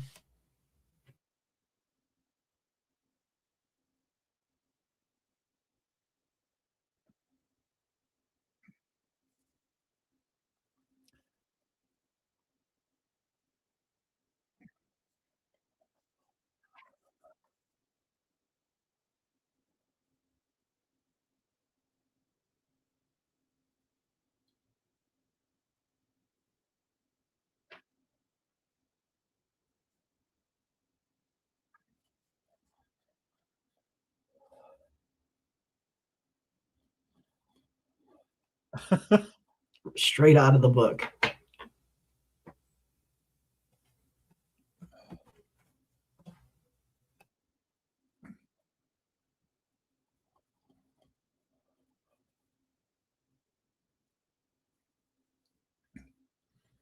Look at the height difference. Yeah.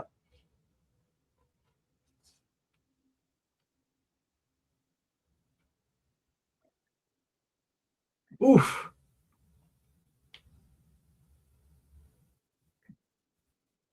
He's a war horse, not a pony.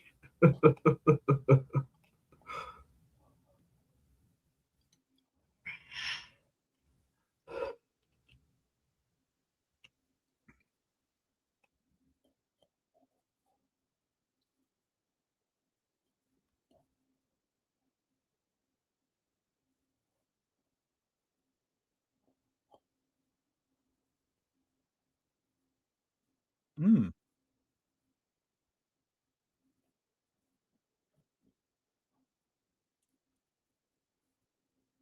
Ah.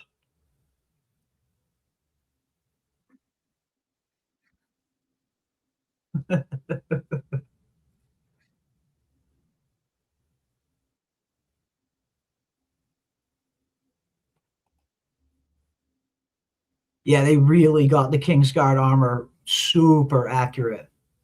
Like if you look at the that piece by Chase Stone, I believe, of Dunk and his trial by combat that'll happen later on. His Kingsguard armor looks just like that.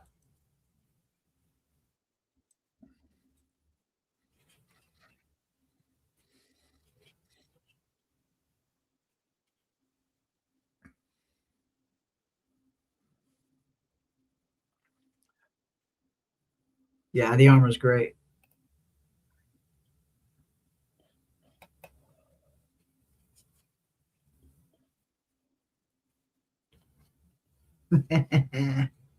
Sir Donald.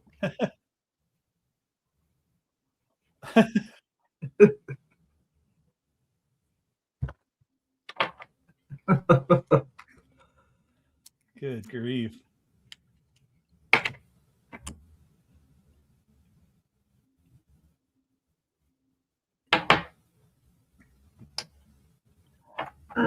Now the Kingsguard were cooler in the book. They were both polite and chivalrous. Very chivalrous, yeah. I think they called it puissant. Very knightly. Yeah. That's a good word. Mm.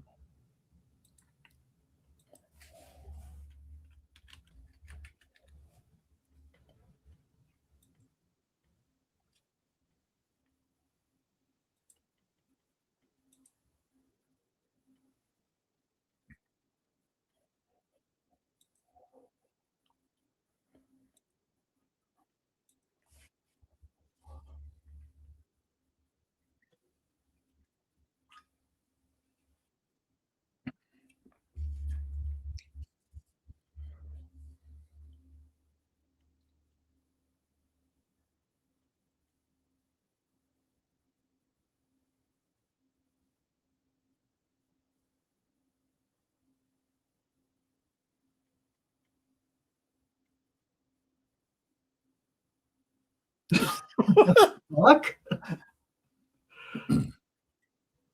What the fuck was that?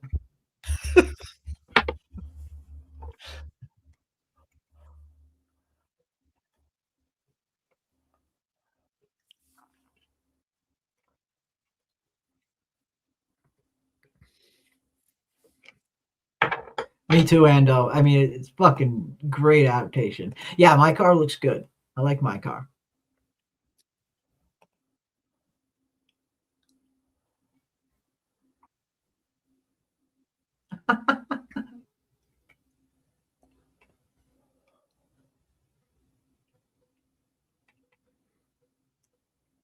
Oof. God.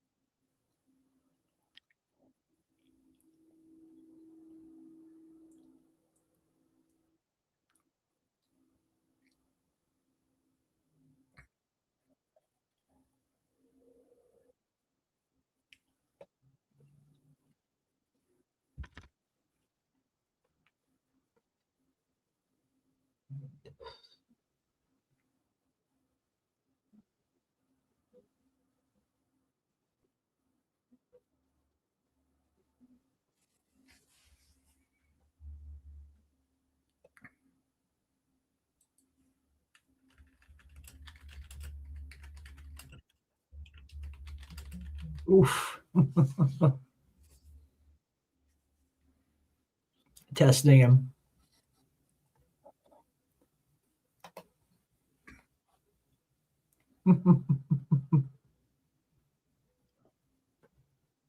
Yes, it's airing now. We're all watching it right now. If you want to join in, hit play. We're only 10 minutes in, probably. I know, right, Ando?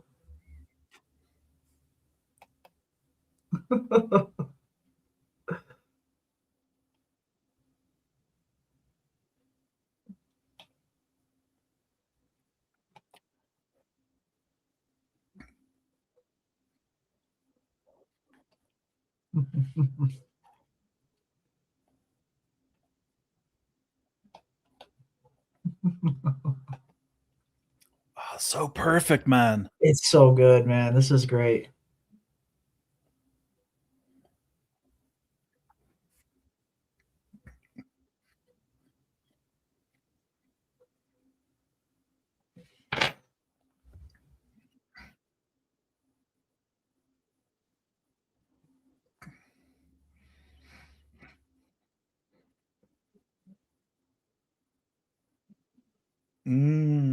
Voluntold.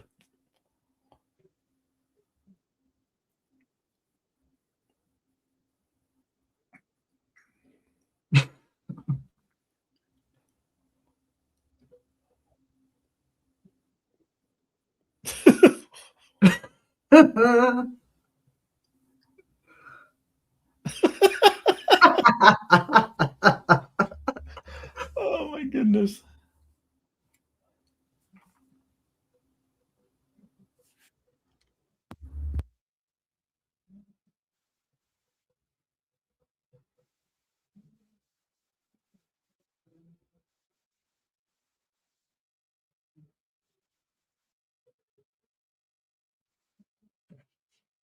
Steely Pay and Tanzel.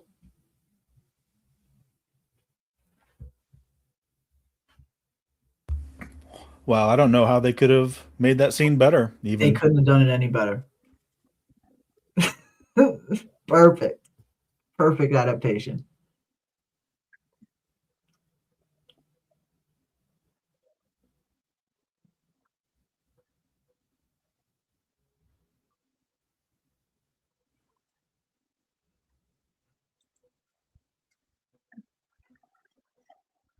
Hmm.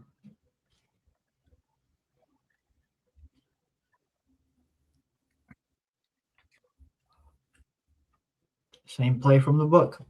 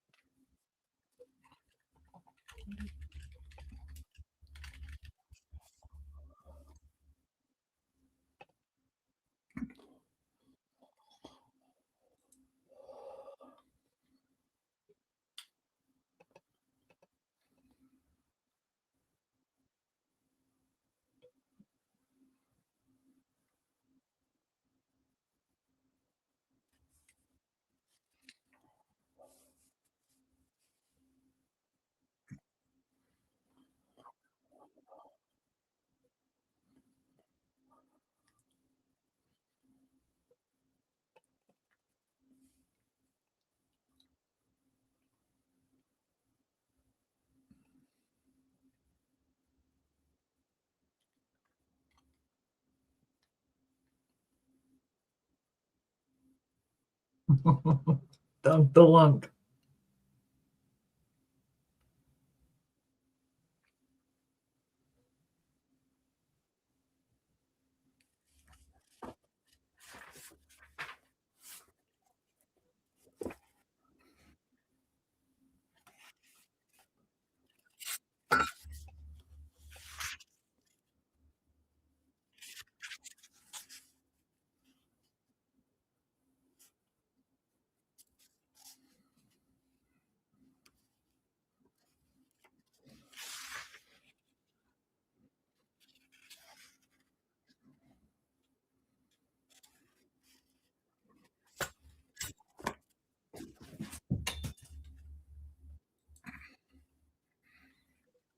This is how you adapt source material.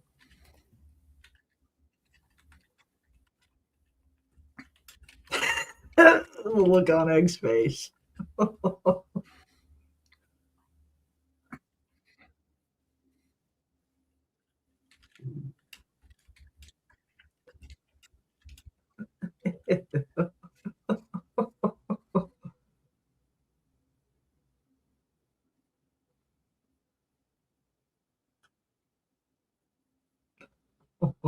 It was not well handled, Dunk.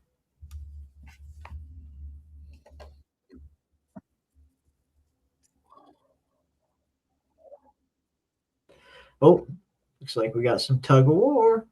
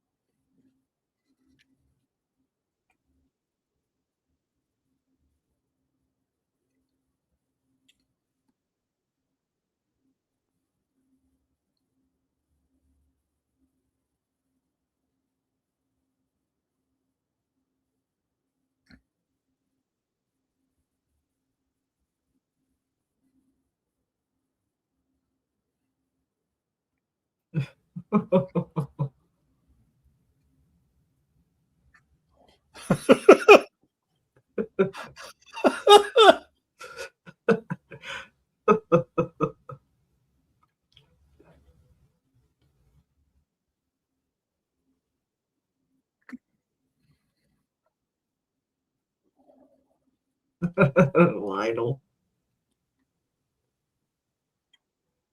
What you eat? Oh my goodness. Here we go.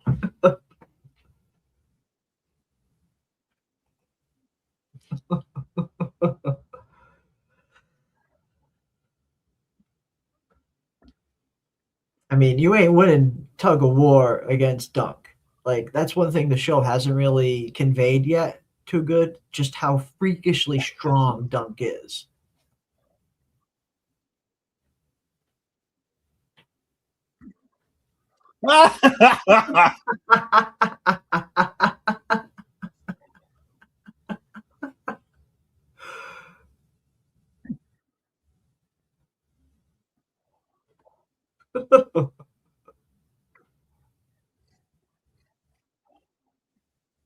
There you go, Dunk. Oh, here we go. Go, Dunk.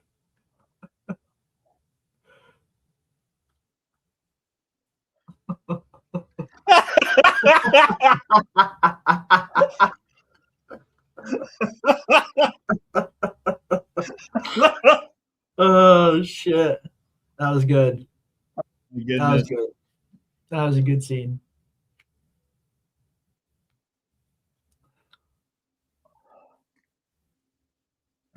Good scene.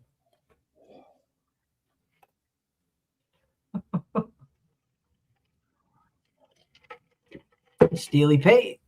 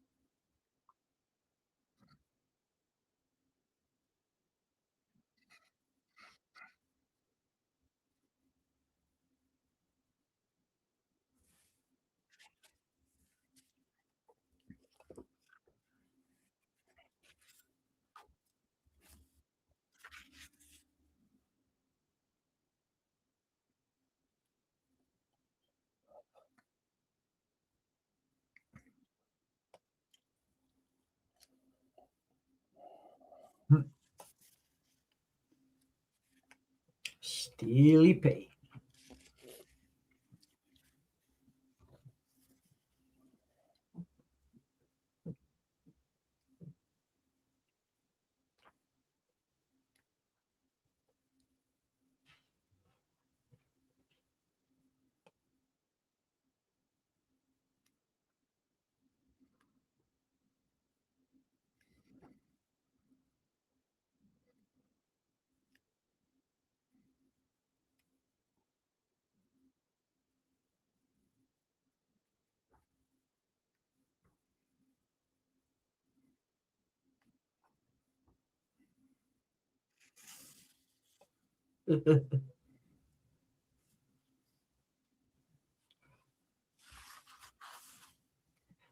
I'll at least got to hand it to Dunk in terms of his confidence. He's very confident that he's gonna freaking win. Bit naive. He's confident.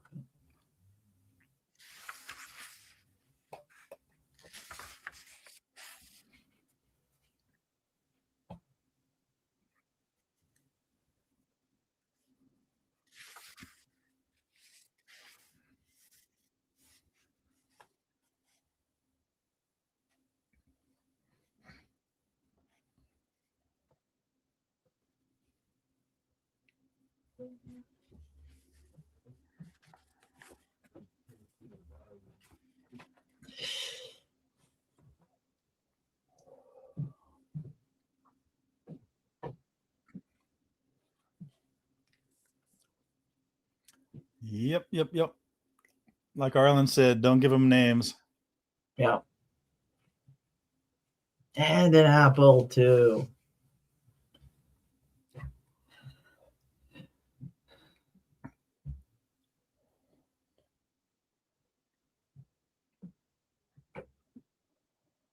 Oof.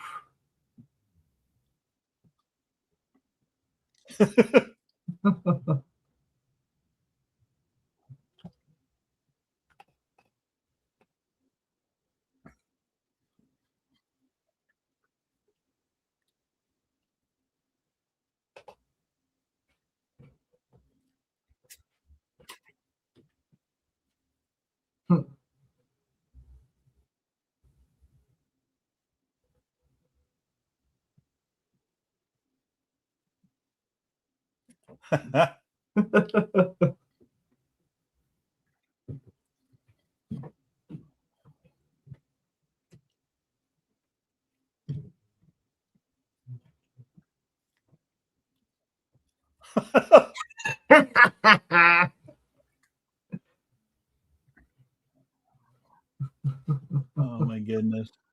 Yeah, how's does Egg know all this?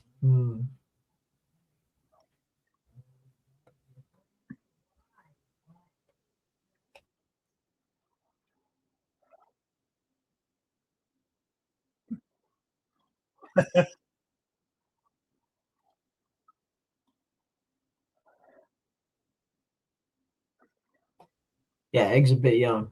Egg's a bit young.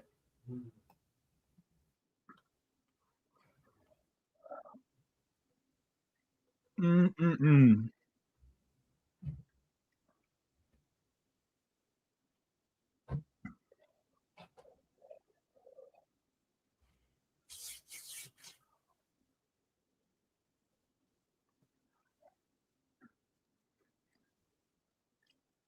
Yeah, they've really nailed the chemistry on this one.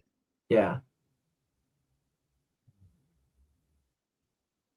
I love the night joust too, instead of during the day.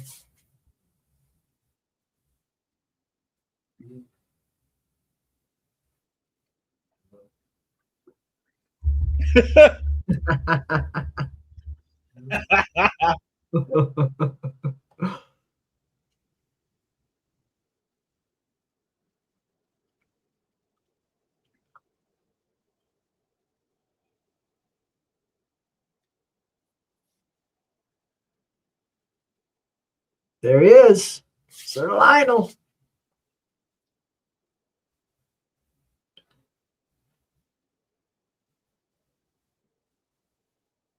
There's Valaria. They got Valara's armor pretty nice. Valara's armor is very important.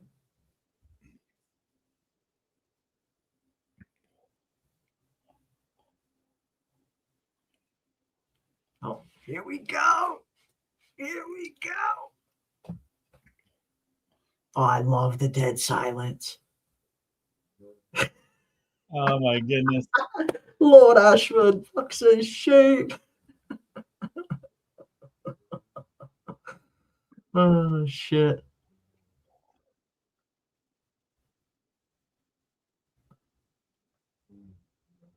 Ooh. Nice.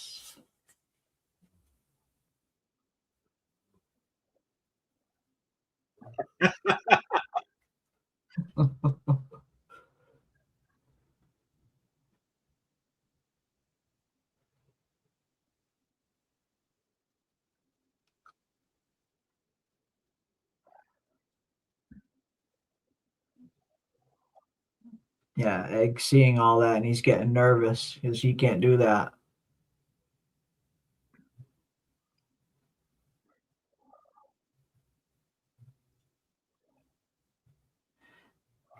Egg was loving it until he saw what's required of him as a squire. He sees what the other squires are doing out there, and he knows he's physically not capable of it, and that gets him down on himself. Ooh. But yeah, he is loving it. But now he knows what's going to be required of him. Carrying the big lance, carrying the big shield, handing it to him, handling it to the knight, getting out of the way quick enough.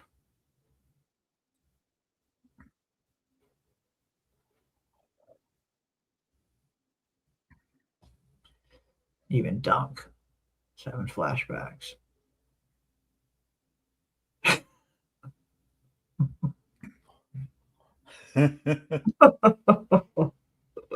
He's great as Egg.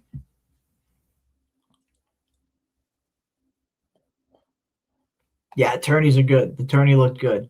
It looked fucking good. I don't think I'd ever seen more than one joust at a time Usually, portrayed. Yeah. That looked good.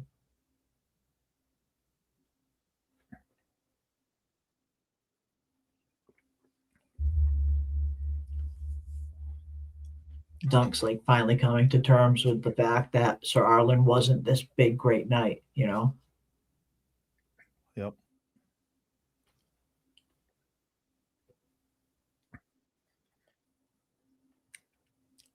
So now he's having his own crisis of confidence. He's starting to see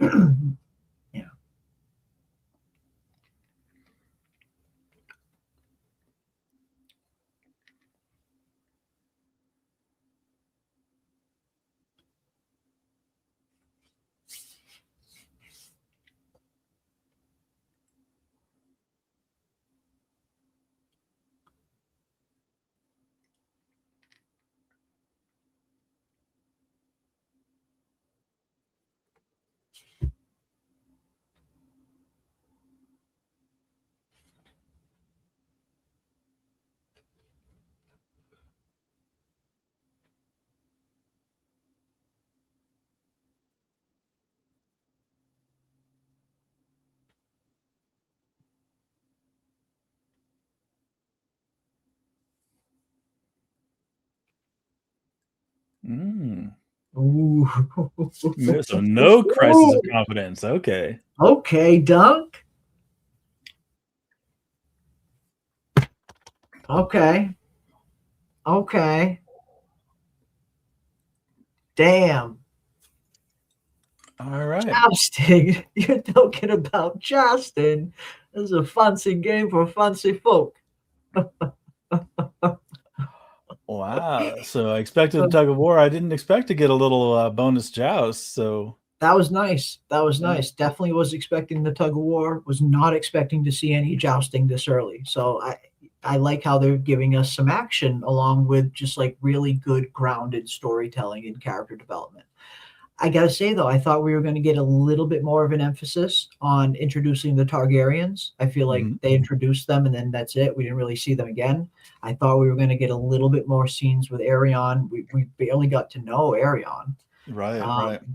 You know, Yeah, we saw basically him. a name drop of Arian Yeah, essentially, and yeah. oh, he's a I was- dickhead. This Yeah. guy's good. This is a good one. This is a bad one. This is a kind of an aloof Yeah, dickhead I one. was hoping for a little bit more Targ action, but I imagine we'll get that in episode 3. But yeah, was not expecting to see some good jousting this early, so that was a pleasant surprise. Yeah, as Dragar says, yeah, it did. This episode did seem to go quickly Oh yeah, for sure. I liked it though, man. They was was so good. it was so Smooth. It's very yeah. smooth. Everything that it needed to have, it had. They moved forward with with the beloved Tenzel. Man, another wacky. I mean, they're running out of bodily fluids, man. We've got two out of I don't know 5 or 6. So I mean, I am not looking forward to seeing how they're going to open um, these next few episodes. Mhm. That I that could have done without the opening Sir Arlen what is it with Game of Thrones shows and prosthetics? You know, they love their prosthetics. So yeah, I probably could have done without the Arlen scene, you know, just but it is what it is. It's an old man waking up and taking a piss. It's not really Yeah. not a big deal.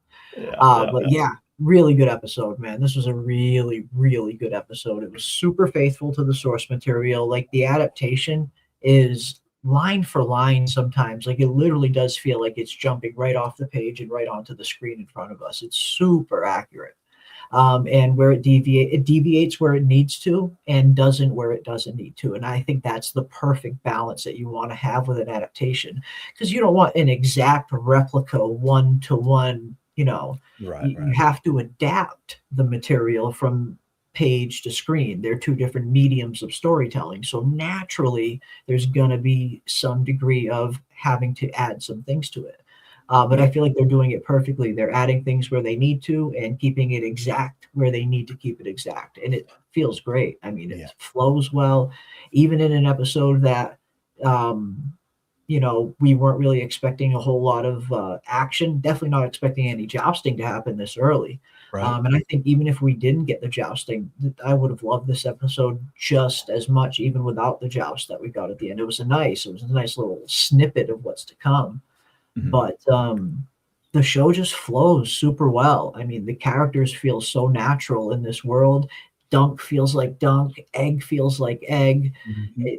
It just feels right. Everything about the show just feels right. Yeah, and I mean, I have to admit my attention was kind of split because you're checking the chat, and I'm trying to, Me too. you know, I don't want dead air. Like we don't want a continuous dead air while we're doing a thing. So even with my attention split, I found myself getting swept away, getting caught up in these moments, and they were so. I mean, if not precise to the book, they're precise to the spirit of the book for sure.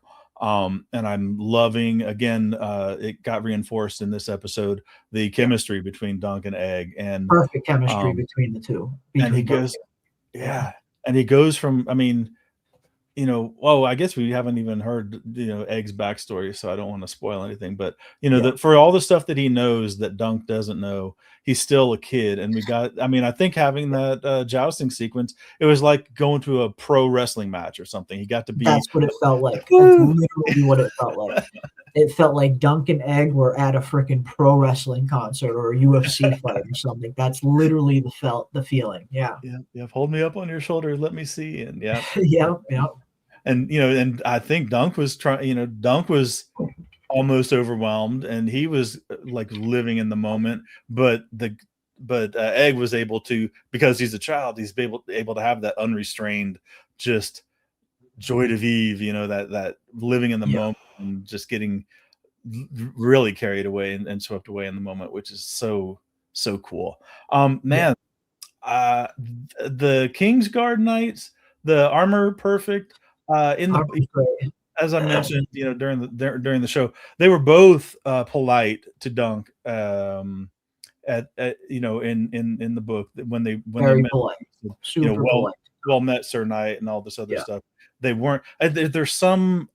I don't know if they feel like some obligation that everybody has this undercurrent of hostility. Even the friggin' maid or servant, like inside Ashford's hall, super hostile towards Dunk. Yeah, like you're a big idiot. Like what? Where's this coming from? Yeah, she makes him flinch and everything. I was like, what? Yeah. So and the stable boy, now Dunk wouldn't dream of telling somebody, are you Baelor Targaryen? No, then get the fuck out of the way. That I mean, and I know what they're trying to do. They're trying to ultra establish Dunk as the underdog, so that when he does have his moment, it's going to be they're setting us up for a triumphant moment. And people who think that he's going to get a unrestrained full rising Game of Thrones themed triumphant moment, you don't know George Martin. but I mean, that's what they're leading us to. They're thinking, he's going to get every dog has his day, and they're building him up. This is a true underdog story at the end of the day, and you're right. They're very much hammering home that fact that we know, like, Dunk is very much an underdog here. He was completely outmatched in every possible way, like you can imagine. But no, I mean, it creates that good feel. It does create that good underdog atmosphere where you want to root for Dunk that much more, But yeah, every actor is on point, as Ando says. Yeah, the acting's great. The acting's really good on the show. The cast has been surprisingly phenomenal, I would say, top to bottom. By everybody, by most people, even the lowerlings being mean to him, it also sets a strong counterpoint. So anybody who is nice automatically becomes a favorite of the fans. Anybody who's cool, Baelor. Oh my God, Baelor treated him courteously and civil. That's the funniest thing, is a baseline of civility in their treatment of him sets them head and shoulders above almost the way anybody else treats him. So like, come on, man, come on, give a brother a break. I mean, I'm just, you feel like you're in Westeros again. I feel like I'm right back in that world that I felt for Game of Thrones, that I felt for House of the Dragon season 1, at least, and some of season 2. But it just feels good. It feels like you're in that world, but we're getting a nice different look at it that we've never seen before through a totally different POV. This on the ground level, dirty kind of look at Westeros. And I like that. I think that's a great viewpoint to show this, instead of always following just, kings and queens and the Iron Throne and this and that. Yeah. It's nice to just have a good old fashioned on the ground level underdog story about a common everyday hedge knight that's just trying to make a name for himself. Yeah. And that's, that might be an echo of actual history. We all know the great names, we all know Caesar, we all know, this guy, that guy, Henry VIII, we've heard the great names, but we don't remember the lowest of the low guys. And that's become a discipline of history in itself, like the social history, and these guys that may be mentioned in a census, essentially, or a roll of of the people that inhabit a county, and you got to try to figure out what their life was like. And this is a small glimpse into that. And they actually touched on it in this episode that a hedge, Sir Arlen says a hedge knight is no, it was the Highgarden guy, that a hedge knight is the bridge between the small folk and Dunk said it. Sir Arlen always says that a hedge knight is the bridge between the small folk and the high lords. Yeah. So yeah, it's very, very, very cool. I mean, I enjoyed this episode immensely, and I think watching it again, on the I can't wait to watch it again. Yeah, I can't wait to watch it again. That was the feeling I got as soon as the episode ended. I was like, shit, I cannot wait to watch this episode again. Because it was good. Yeah, this was really good. And especially when you're watching it for the first time, especially like in this setting, like you said, you want to kind of, you want to try and interact with the chat. You want to try to not just have 35 minutes of dead silence. So you want to try to keep, a little bit of commentary going. So there's little certain things that you just naturally miss, certain scenes that you have to look away from and stuff. So yeah, I'm dying to watch this one again. This was a really good episode. Really good episode. But yeah, in terms of like plot, there's not a whole lot that happens in this first novel, The Hedge Knight. It's very self-contained just to this kind of like tournament weekend, the weekend of this tournament. So there's not going to be like a huge like plot developing every single episode. So yeah, in this episode, it's more set up, but it's necessary. It's him getting his armor. It's him getting all of these pieces into place that he needs to finally enter the lists. And then they gave us a nice little taste of what's to come later on with that awesome joust scene. And as Angry Viking says, and I 100% agree, if the jousts were so good, were this good so far, then the Trial of the Seven will be a cinematic moment. Let's hope they deliver. No poops this time, at least. Oh. Yeah, definitely no poops this time, at least. That is a plus. But no, I 100% agree with you. This jousting scene looked great.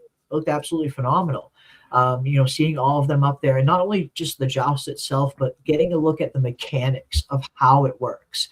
And then you get to see Egg's reaction to it, like him watching what all of these squires have to do for their knights, and Egg realizing, like, he looks at his hands. I loved it. It was such a fucking good scene. It conveyed so much, and it didn't need a single line of dialogue. This is good. That's true good writing. When you can convey an entire scene without a single bit of dialogue, just Egg reacting the way that he's reacting to what he's seeing. And I thought that was such a fucking good scene. And he has that one moment, he looks down at his hands and he realizes how small his hands are and how he's nowhere near as strong as all of these other squires. He instantly gets worried. He's enjoying it. He's out there, he's having a blast. And then it kind of clicks. He starts to realize, holy shit, this is what I'm going to have to do. This is what a squire is going to have to do for their knight when they're in the lists. And he's seeing that, I love the shot of him just looking down at his hands and him just getting like discouraged, realizing like, I can't physically do this. I'm not strong enough. I'm not tall enough. I'm not quick enough. Yeah. I can't do this stuff. That was a phenomenal scene. And to be able to convey all of that without a single line of dialogue, that's good writing. That is good storytelling. And I think that one was, for me, honestly, I am gonna lie, that was lost to me with split attention. I saw what was happening. I didn't understand the significance of it. And then as he jumped down and got a closer look, I suppose he was probably realized that he needed to absorb into his mind all the stuff that the other squires were doing then.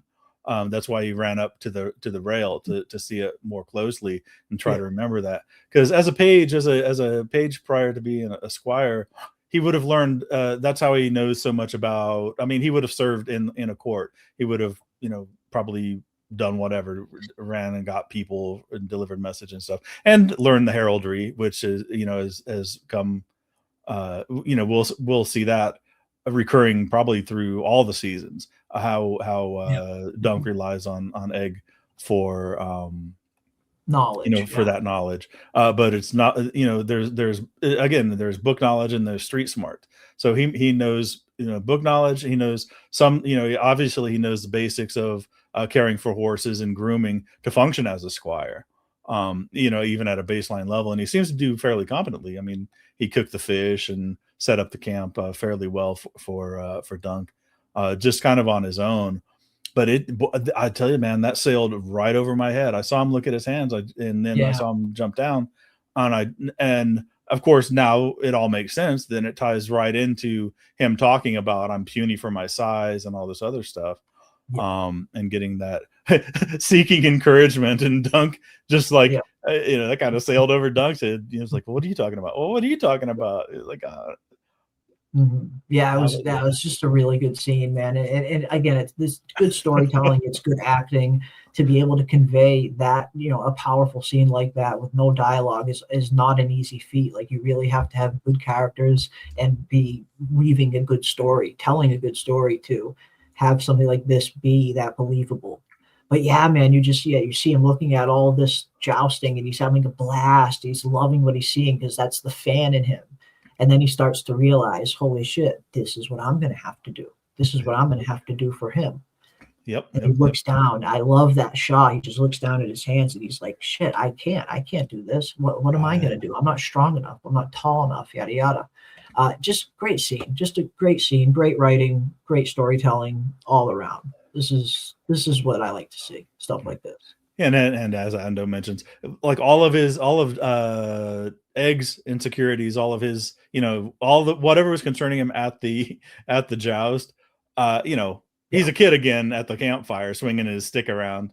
I tell you what, man, I've got a few more decades on Egg, and I tell you what, if I was at a campfire and there was a stick around, I'd be swinging. I'd be swinging it too. I think this day. Oh yeah, I'd still be swinging it. Oh yeah, it's part of the Y chromosome. You find a good stick and you're carrying that as long as your journey goes, and then it's almost like your rite of passage when you get back to your car at the end of the trailhead. You look at your stick and you just whip it back into the forest from whence it came. Yeah. The rite of passage, the stick. Oh, that's a good stick. Yeah, that's a good stick. Yeah. This was a funny one too. This was that was a funny part too, when Egg was like, his family owns all the fishing fleets in Westeros. Like, that was funny. Like, Egg's Dunk's under this assumption that his father's this like poor crabberman, this poor crab fisherman, but no, right. The head dog of the crab fishing industry. Yeah, we're back. I mean, it does. It feels like we're back. It does. It feels like we're back in Westeros. It feel, these characters, they feel so familiar. And maybe that is because we spent so much years reading these books and being familiar with these characters. But I feel like I've seen these characters, 10 times before. They just have such a familiar feeling to them.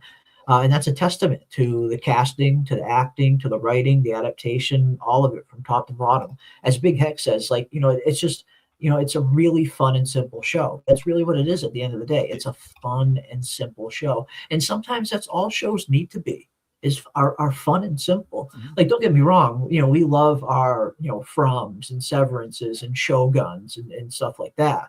That is a little bit more, complicated, sophisticated, and challenges you a little bit as an audience member. But, you don't always need that. Sometimes all you need for a successful show is a good, grounded story with well-rounded, likable characters, and that's really all you need.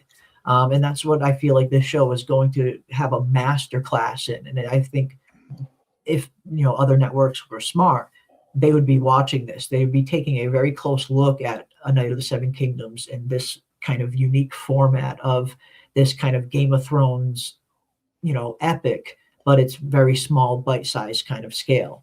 Mm-hmm. And how well it's working so far. And how, sometimes it's just, all you need is a fun and simple show. And that's what this is. Just fun, simple, grounded with good characters. As an Angry Viking 94 says, if they were to do a season 2, would it be about House Osgrey and the Widow? Yes. The season 2, they're going to do one season per short story. Yeah, one season per book. Yeah. And this one will be The Sworn Sword, and yes, it deals with House Osgrey and the Red Widow. Yeah. I accidentally deleted a comment. I did not mean to. I was an accident. But yes, that is that is most likely what they'll be adapting for the second season. Yeah, we're trying to highlight Shane Angry Fighting. I'm trying to highlight the comment and I accidentally deleted it. Sorry about that. It was not intentional, promise. But yeah, I think that'll be the case, and then Yeah. I mean, presumably they'll go on to the third. Then, well, apparently George gave Ira the outline for like 10 or 12 more Dunk and Egg novels that he's planning on doing. Because George has been saying this for years, that he's got all these other Dunk and Egg novels that he wants to write. So apparently he went and gave Ira the outline for like 10 or 12 other Dunk and Egg stories past these 3. Because we all know it's going to happen. It's going to come to a point where this show will surpass the books. It just will. Just like Game of Thrones did before it, this show will also surpass the book, especially with the way that they're pumping these out. We're getting a season of this every year. We don't have to wait 2 years in between seasons like we do for House of the Dragon and From and Severance and all these other shows. We're getting a season of this every single year. So yeah, well, we're going to get to season 3 and then we're going to have outlived the books. But, Right.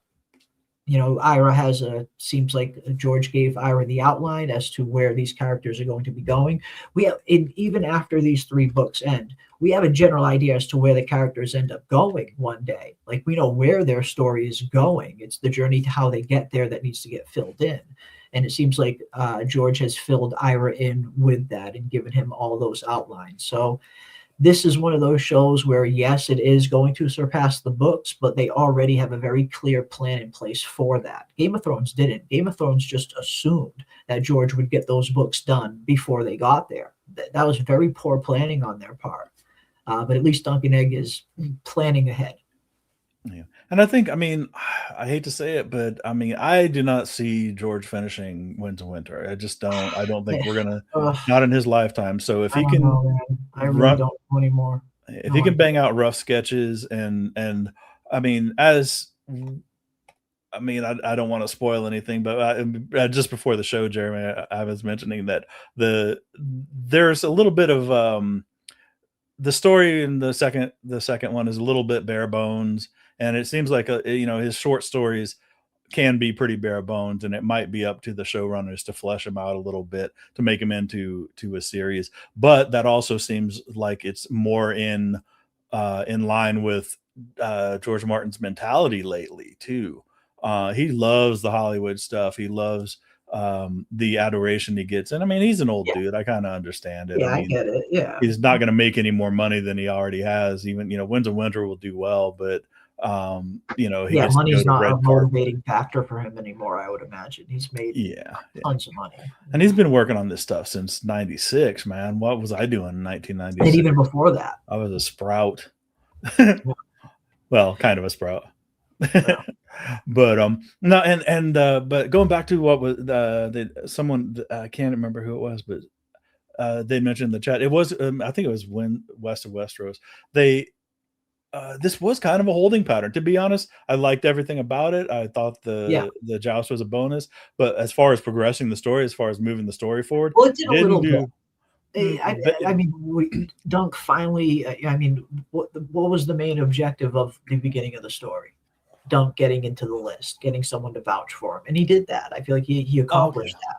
So I feel like the story it moved ahead a little bit. It's not good. It didn't jump ahead, but I feel like it's moving ahead at a pace that it needs to. 6 episodes, a short story. In this episode, we see Dunk finally accomplishing his first goal, which is getting into the list to begin with.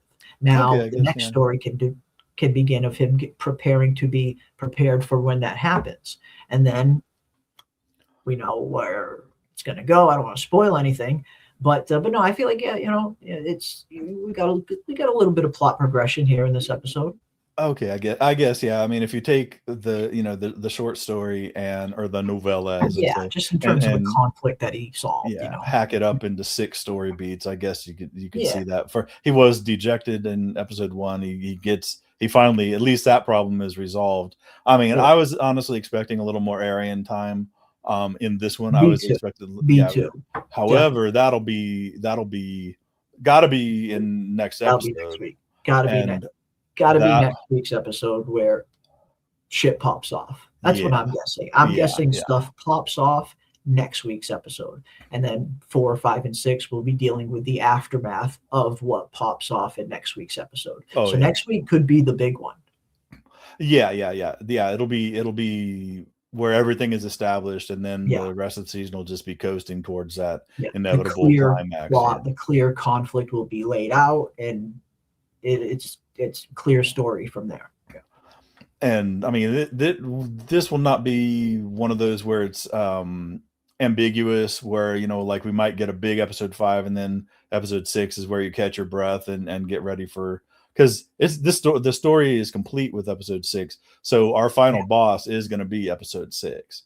Yeah, we're going to get a complete, and that's what's fun about these short little novellas, adapting these, where yes, each season is going to lead into the next season. It's a continuation, but you get a really good self-contained story just within the first book.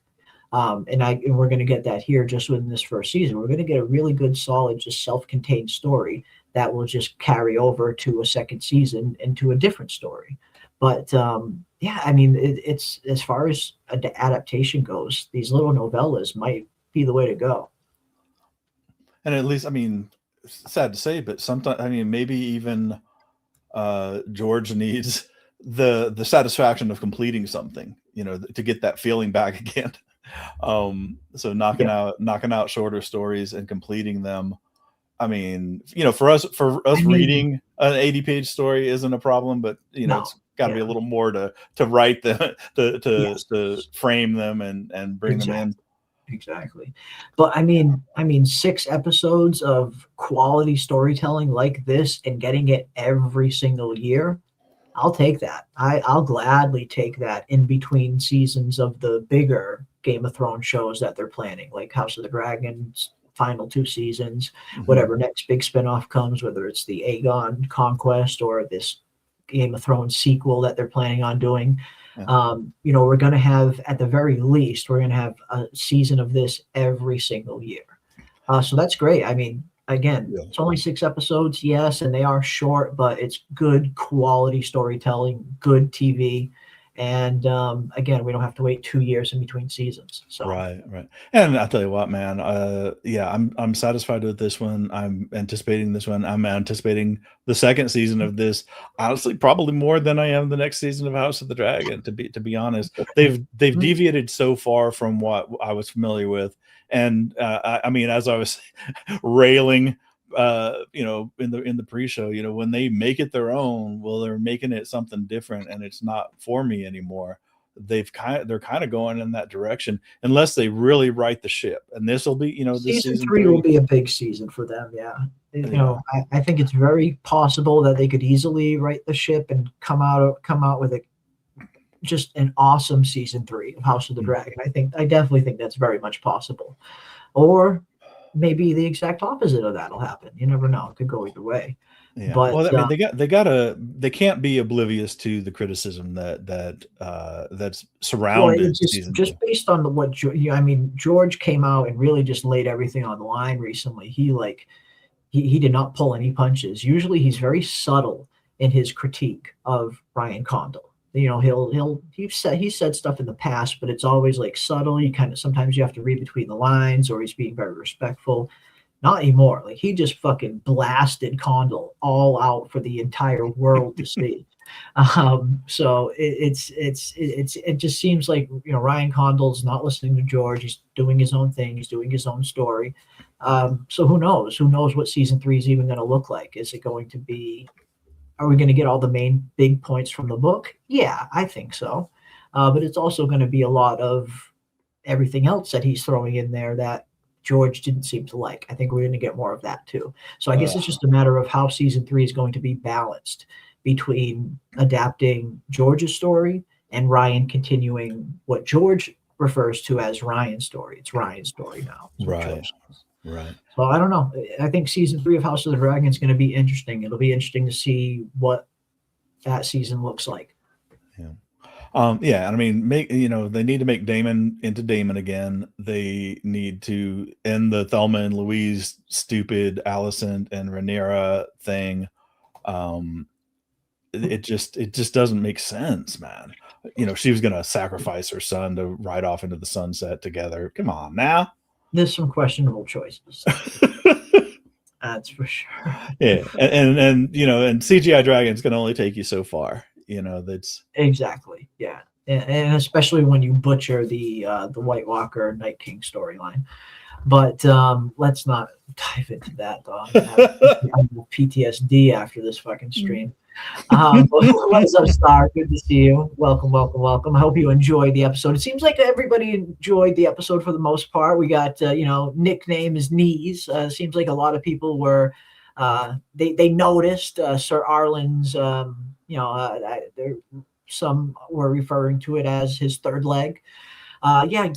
I mean, these Game of Thrones shows, they like their prosthetics. What can I say? They like their prosthetic scenes. So yeah, we got full frontal Sir Arlen. I did not have that on my bingo card, but what are you gonna do? This is Westeros.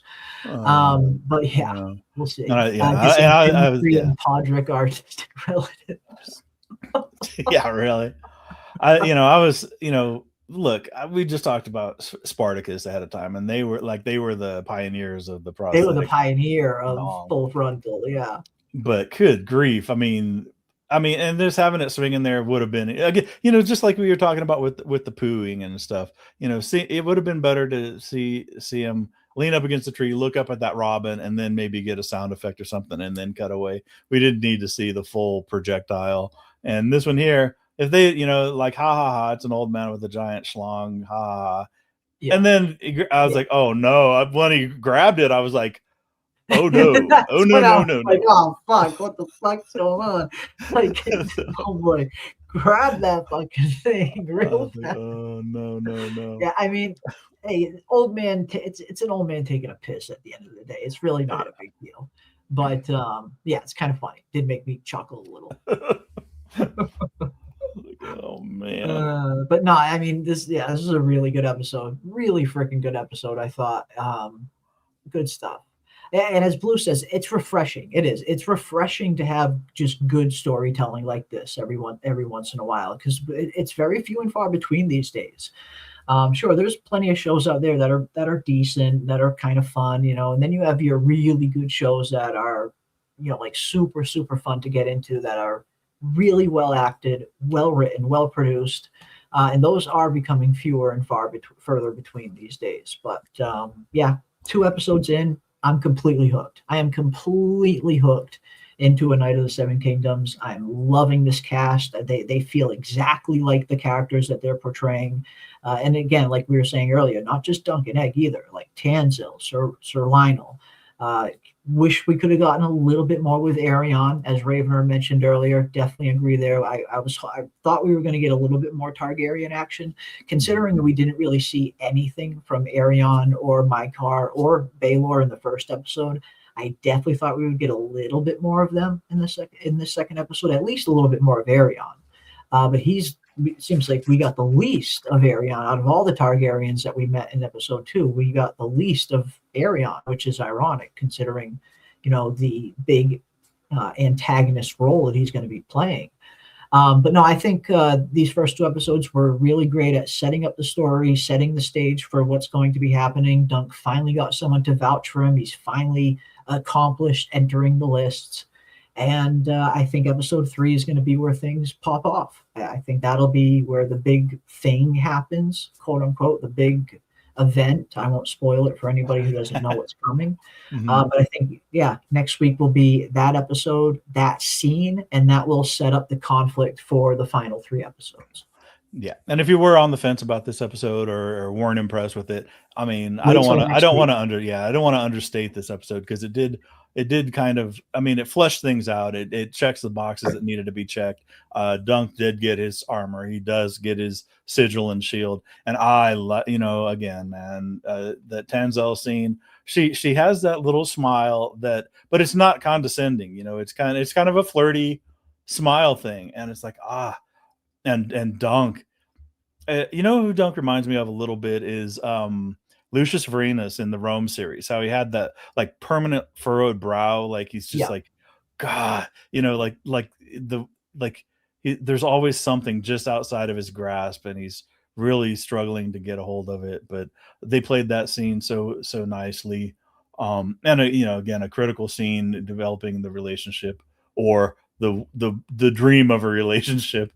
And again, Egg was perfect there too. He chimed in perfectly, as he should. And a nice breath of fresh air, a nice relief where somebody isn't treating Dunk like gutter trash. Yeah. So, and Yeah. and then that takes us to Western Westeros mentions Lionel he gets Dunk into the tug of war and then bails on the tug of war. And then just bails on it. Yeah. And just, I mean, there's a million, I guess, that's one of the things about, I mean, there's going to be 500 hours of streaming about, different channels are going to dissect every frame. Oh yeah. Trying to make content. We'll be putting our fair share in here. But Egg hanging on at the end when Egg has got both feet and both hands on the rope. When Egg's hanging onto the rope, fucking hilarious. Hilarious. He's just in the air hanging onto the rope. That got me. That fucking got me. Where's that scene? Let's see. Oh man, that's the thing. And no matter what they do with this, they've really preserved the charm, and it's probably more charming in the viewing in the show than it is in the book. I mean, it comes off in the book, sure. Oh yeah. But this stuff is, they're not missing with it, and it's not too saccharine or too, I don't know what the word, maudlin you'd say maybe. It's not too overdone or overwrought or too obviously deliberate, but there's just the interpersonal chemistry between Dunk and Egg, and then the little moments that each of these guys get that almost, you blink and you miss it. Yeah. But it's there. Yeah. Yeah. So it's a real treat. It's a treat for for the viewer, I think. Yeah. It is. It does feel like this is, again, it feels like this is, a love letter to George and to like diehard book fans who like really love these characters. But then again, I mean, you don't really have to be a book reader to enjoy these characters. I imagine, there's plenty of people that are watching this that haven't read the books. Mm-hmm. The characters themselves are just so endearing. Like, they've created very endearing characters. So while yes, there's that added benefit of all these little things that they're putting in there, for book readers, and I love that they're doing that. Mm-hmm. But this show is definitely, I mean, we were saying earlier, like, how are they going to cater to like a regular, just general audience and not just book fans, considering the style of story that this is?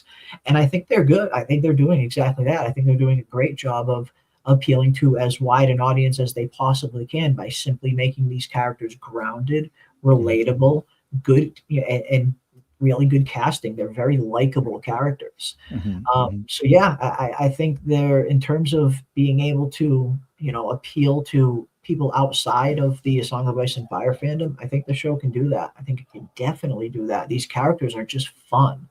They're not fun because we know them. Yes, they're fun because we know them, but they're also just fun because they're fun characters. Yeah. So yeah, I think a lot of non-book readers are going to have just as much fun watching this. As book readers. And it makes it accessible. And as I was wringing my hands before the episode, I was worried that we'd go right into a genealogy lesson of the Targaryens, and it's that, I mean, they're mentioning these characters, but the relation between them is really minimal, and it's not required. You don't have to memorize like long lists of who's related to who. Right now, we've seen Maekar, who's the youngest one of those brothers, with Baelor being the oldest, and then Arion, the kind of a dickhead, being Maekar's son. Yep. Arion Bright Flame, as they'll get to know him as later on. I mean, this is just a really fun time in Westeros history. There's some really fun characters. Again, you're right off the heels of that Blackfire Rebellion, so that's the damage and the consequences, the ramifications of that are still kind of being felt all these years later. and while you're kind of also just on the precipice of like a new time in Westeros as well, leading up to, you know, the Westeros times that we know a little bit more, you know.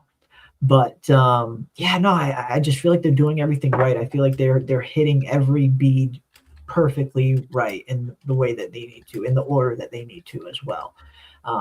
They're adapting the source material as faithfully as you possibly could adapt source material, but they're also adding the, you know, what they need to add here and there to flesh the rest of it out. Because again, if you're only adapting, it's going to be a pretty bare story, because a lot of this takes place in Dunk's head. The fact that they managed to pull that out of Dunk's head and really create a full show around it is super impressive. Like, that's not an easy feat. This is not an easy adaptation as far as adaptation goes from book to screen. This is not an easy one, considering how the novellas are written, the POV in which they're told, and how all of this just happens in Dunk's head pretty much. So I think they're killing it. I think they're doing a phenomenal job. 2 episodes in, I'm super invested already. And as Westeros says, we didn't see the Fossways this episode, or did I miss it? They might have been in the background. I didn't see them at all. Definitely not speaking line, yeah. No, we didn't see the Fossways in this episode. I imagine I wouldn't be surprised if we don't see them again until after the incident. The incident that really begins the story, the rest of the story, which I do believe is going to happen in next week's episode. I think episode 3 will be the episode where the thing happens, and that'll set up the rest of the season. But yeah, we probably won't see them until after that. But yeah, they'll be interesting allies to Dunk, the Fossway cousins that we met in episode 1. And that was another scene that was almost pulled right from the page and onto the freaking screen. The introduction to the Fossways, when Dunk sees them training in the yard, like just like they've been really, really adapting these scenes well. Yep. And, but they moved it. They put it out of order. They did the scene almost. They flip flopped it a little bit, but it's my sword. It's my sword by rights. He doesn't say that to Stefan Fossaway. And the funny thing is, Fossaway goes, "That's an odd thing to say." I was like, "So that's an odd thing to say." That's an odd thing to say. Like, why would you just come out and say that? Like, it's super sus too, and it's one of those, you know, kind of areas that points to, or one of those examples that points to Dunk's kind of naivete and his kind of lack of knowing how to kind of maneuver in Westeros without Sir Arlen. But yeah, that's gonna be good. We'll get the Fossways. We'll get I think they probably need to. There's a few other people they need to, like Beesbury. They need to introduce. Beesbury, a few other people, but I'm sure they've got time, and I'm sure. My guess is we need some more time with Aerion too. Like they really need to introduce Aerion beyond just a quick little one-scener. Like we need some more time with Aerion. Well, he has a little act out before the big thing too. Yeah. And I know I hate these blind items for people that, but I'm the anti-spoiler. I hate spoilers too, so I don't want to say too much. So he's got a couple dickhead moments before to really establish that he is the they have to introduce the character, and they have to show us as the audience what kind of character this is, what kind of Targaryen this is. So I imagine we'll see that before we see the incident. Because in a world of people being jerks, you got to really rise above to establish yourself as a villain. You got to be, they got to make this guy one of these, like, God, this guy, I hate him so much. I wish he would drink a cup of wildfire. It's gonna be fun. It's going to be fun. The first episode was great. It was fun. It was a really good start, but this episode was really good. Like, this episode had everything, had a little bit of everything. We got to advance the plot a little bit in terms of Dunk kind of solving the first conflict, the first problem that he was faced with at the beginning of the story in terms of trying to get to the list to begin with. He's in. Now it's all about preparing for actually entering and hopefully trying to win. But they also gave us a nice little taste of the action that is to come later. Right? The jousting in this episode was great. Even for just a quick little background scene, that wasn't really part of the main plot, just to give us a little taste of what the jousting's going to look like later on. Brilliant, absolutely brilliant to show us that a little bit early. Love that.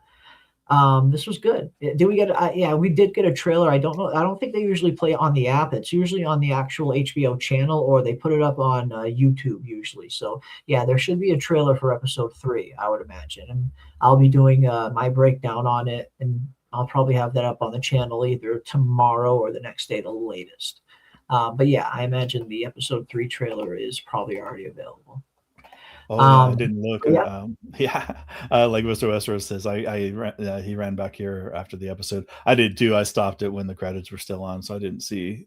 Yeah, me too. Even what the trailer will entail. I mean, I'm sure. I usually like to watch the trailer and the behind, because they also. There's one thing that I do like about HBO. They do this with just about all of their shows. They do that little inside the episode segment at the end, where you get to hear from the cast, the crew, and what went into making this particular episode. So I usually always watch the trailer and the inside the thing right after the stream ends, really. So that's what I'll do. That's probably what I'll do. Yeah. But yeah, selling the horse was sad. It was, and that was, again, very similar to how it happens in the novel in terms of, Dunk kind of promising, like, if I win, I promise I'll come back and buy you back. Because, yeah, it's hard to give up one of these horses. He spent so much time with these horses. It's all really Sir Arlen had to leave to him. So yeah, it was a tough moment for Dunk to give up that horse. Yeah, and it was, and a lot of that, there were, probably several paragraphs, if not pages, of him, Bart, or kind of like dickering with the horse owner. Like the horse owner is pointing out all the flaws to lower the price, and Dunk knew that if he wins, all those flaws will have magically disappeared, and the price will have doubled. Because the guy loved the horse when he first saw him. He's like, "Oh, this is a great horse," and then he sees that Dunk wants to sell him. He's like, "Oh, wait a minute." So yeah, they cut all that noise out. But and again, it goes back to Sir Arlen saying, don't name them, because when they die in a battle or in a joust, it hurts more. Sir Arlen named all of his. So all 3. Thunder, Sweetfoot, Chestnut. Like, you literally named all 3 of your horses. What are you talking about? Don't name them. And again, this is why we were saying, I believe we said this last time, but Sir Arlen, he's the kind of knight where he's like, his motto is, do as I say, not as I do. Listen to my words, don't follow my actions. That's the kind of fucking knight that's the kind of knight I'm seeing that they're portraying Sir Arlen as on the show, I guess. Like you said, I know they're not always portraying him like super favorably on the show. And I know you mentioned that earlier and had a little bit of an issue with that. And I can see what you were talking about. Like, they are kind of portraying Sir Arlen as like this kind of like bummy knight. But with very few, with little redemption so far. Nothing to temper that negative impression. He's just kind of like, kind of coarse. And I mean, maybe that's what they're establishing. They're establishing that this is what Dunk learned as a squire. This is Dunk's field of knowledge, essentially. From this guy. But yeah, I do want Sir Arlen to have a redeeming moment, other than just a few stories about his. I want to see some. Yes, I want to see some teachable moments. I want to see some maybe more serious moments between Arlen and a younger Dunk, and maybe that's what we're going to get when we actually see like the really, really young Dunk, from what we saw in the Weeks Ahead trailer. It looks like they are going to be going as far back as when Dunk was a child, still in King's Landing, right after he was, when he was an orphan. So I'm hoping that that's when we're going to get some more of those, a little bit more of those kind of serious, more toned scenes between Arlen and Dunk, and Arlen, maybe, seeing what he sees in him, why he took Dunk under his wing. There has to be a reason for all of this. So I'm looking forward to that. And I have a feeling those will probably be the more serious scenes for Sir Arlen, because up until now, the scenes of Sir Arlen have been not the best portrayal for him. Yeah. And I think it's going to be his friends and stuff that he's with in Flea Bottom. somebody had mentioned that they thought that the girl that was next to him was Tansel is too young to be his mom. The in Flea Bottom. I saw some people saying that, like, oh, that's Tansel. Dunk didn't even know he was with her as she was in King's Landing when Dunk was. I'm like, that's not Tansel. But, no. I mean, I'm face blind and I could tell that. You know, something. Yeah. But no, what were you saying about his mother? That he said he never even knew her. Yeah. He never knew his mother and never knew his father either. So he was purely just orphan from Flea Bottom. Yeah, and raised by the streets by his friends, and hopefully, I mean, I think they could manage to flesh out enough for a backstory scene without having to cannibalize, because they do talk about his upbringing in some of the future stories, but you don't want to cannibalize those future stories just to fill in a scene in this story, so they can have some stuff that they can have him being a scoundrel as a youth. And as you mentioned, I think that'll be it would be a fantastic introduction to Sir Arlen as a stabilizing force in this wild in Dunk's life. Because he was always big, and that's what his mind, even thick as a castle wall, his mind constantly goes back to, well, I'm bigger and I'm quicker than anybody else, so I can always use that to my advantage, no matter whether it's that's why he would prefer to melee over a joust if he had his druthers, because well, I'm bigger than them and quicker than him, and that'll be a recurring theme, I think. I don't know if we've seen too much of it, but I don't know. I mean, it's not really a spoiler, but you'll see him he'll almost forget his training sometimes and go back to his wheelhouse, which was being a brawler, and using his size and strength and athleticism to his advantage. It'll be interesting to see some of those Dunk and Arlen scenes, the younger ones, like you said. I think portraying him as a kid in King's Landing, it makes sense that he would be the type that would be picking over battlefields, looking for spare horseshoes to sell the metal just to eat. Like orphans living on the streets in King's Landing don't exactly have it very good. Right. So I think it's interesting that we're going to be going that far back and really showing what kind of what Dunk had to do to survive, and what Sir Arlen eventually sees in him and why he chooses to take him under his wing. So that'll be fun. Again, that's all stuff we didn't even get in the book. Yeah. But, and I think, the flashback too. I mean, I'm trying now in my mind, I'm sitting here trying to figure out where they need to getting on with the story for episode 3. So I think we're going to see the villain appear. The backstory stuff might be a good slot in for maybe episode 4, or a flashback to, I mean, like as he's preparing, as he's doing a preparation, you because can see that's another thing about Dunk. Like as the story's happening, he's constantly thinking. He always has Sir Arlen on his mind. What Sir Arlen would have done, it's like he's always like a constant presence. So I think it would make sense that Dunk is constantly thinking about Sir Arlen as he's going through this story, and they just continuously hit us with flashbacks in every episode. The old man always said, and the old man said this, and the old man, So much of what he knows about life and the world he learned from Sir Arlen. Sir Arlen was such a huge impact and influence in molding who he became. And Dunk clearly held him in high esteem. You know what I mean? Like he thought of him as a true knight. So I think we'll probably just continuously get flashbacks in every episode, and Dunk will just be thinking of Sir Arlen as this shit's happening, and that's a good way to play it. And almost as mean as everybody, as like the most of the landed lords and even the knights, the other knights are. He might almost see Sir Arlen's fate as being the only thing that's accessible to him. I mean, he might, he might he's going to try to do it better, or but that's what he learned, and he may not see anything above that.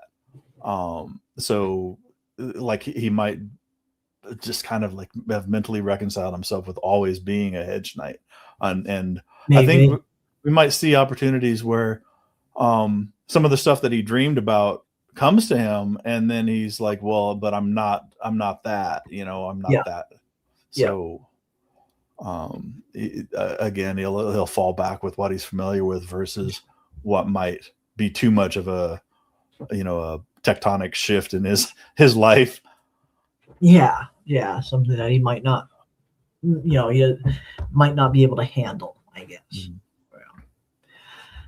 But yeah, flashbacks are great. They give us these little kind of nano stories, little backstories, give us a little bit more of an insight as to who Dunk was, as a kid growing up, the kind of relationship and stewardship he had between him and Sir Arlen. So bring on the flashbacks. I love that they're going to be going all the way back to when Dunk was a child in King's Landing. I love that they're going to be showing us all of that. Oh yeah, it seasons the stew for sure. It enriches, the world, because we're getting. I mean, even the book readers, they're giving us more story of all kinds. Yeah, Mm-hmm. and it enriches the world that we're inhabiting for 30 to 45 minutes a week. And again, and I like you were saying earlier, I also can't wait to rewatch it. Like with full attention and everything else. Me too, definitely. But I thought it was delightful. I mean, when I'm laughing out loud on the mic, it's not fake or anything. I'm like, oh my gosh, I'm getting caught off guard. Me neither. Any reaction I give when we're watching an episode is always purely just a genuine reaction. And I genuinely was laughing my ass off at a few different points in this episode. There was genuinely some really good, funny comedy. I think they're balancing it well. That was a little bit of a concern going into the show where, there's going to be a heavy comedic aspect to it, but I was really worried that they were just going to full on turn the whole thing into nothing but a comedy.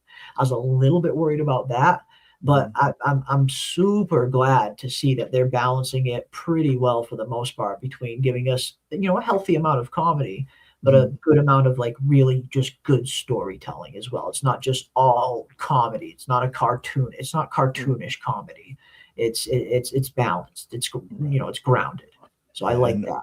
And Egg is doing really, really well with that, because I'm so on edge when I watch things with kids, because the kid actors almost always suck. Very, very rarely do they ever turn out actually good. And this kid, he gets the echoes of his upbringing, but yet he's also a kid, and he's not talking like a 42-year-old screenwriter trying to be snarky and everything at the expense of Dunk in this case. Egg is doing fantastic, and the way he's written is fantastic. Well, yeah. I can't. I don't have any complaints, and in From Ethan, if season 1 Ethan, it's like, oh well, he's just a kid, you got to be nice, man. No, I don't. You don't have to be nice. If they're doing a bad job, you need to tell them they're doing a bad job. Well, he's just an 8-year-old. Well, if you want to live to be 9, you'll be a better actor, damn you. But this kid's doing good. He's killing it. I mean, Dexter, they went out and grabbed the perfect kid to play Egg. I mean, he looks like Egg, he feels like Egg, he talks like Egg, he walks like Egg. He embodies the character. I look at him and I see Egg. I don't even see Dexter Sol Ansel. I just see Egg every time you look at him. So that's great. I love that they really, really nailed the casting on him, and he's gonna chew. I had a feeling this kid was gonna chew this role up really, really well. If anyone, if you had been watching some of the behind the scenes stuff before the show came out, they were putting him in front of the camera quite often. They filmed the whole process of him going to get his hair cut off for the first time. They did a big reveal and all the stuff. Like, they were really hyping him up. And now I see why. The kid is very, magnetic. He's got such a good personality. He's got good chemistry with Dunk, and he's just got that it factor. You know what I mean? Like, where I could just tell he was going to be really well in this role, just from all the stuff that we saw from him before the show came out. But yeah, great casting. He's killing the role as Egg. Just absolutely freaking killing it.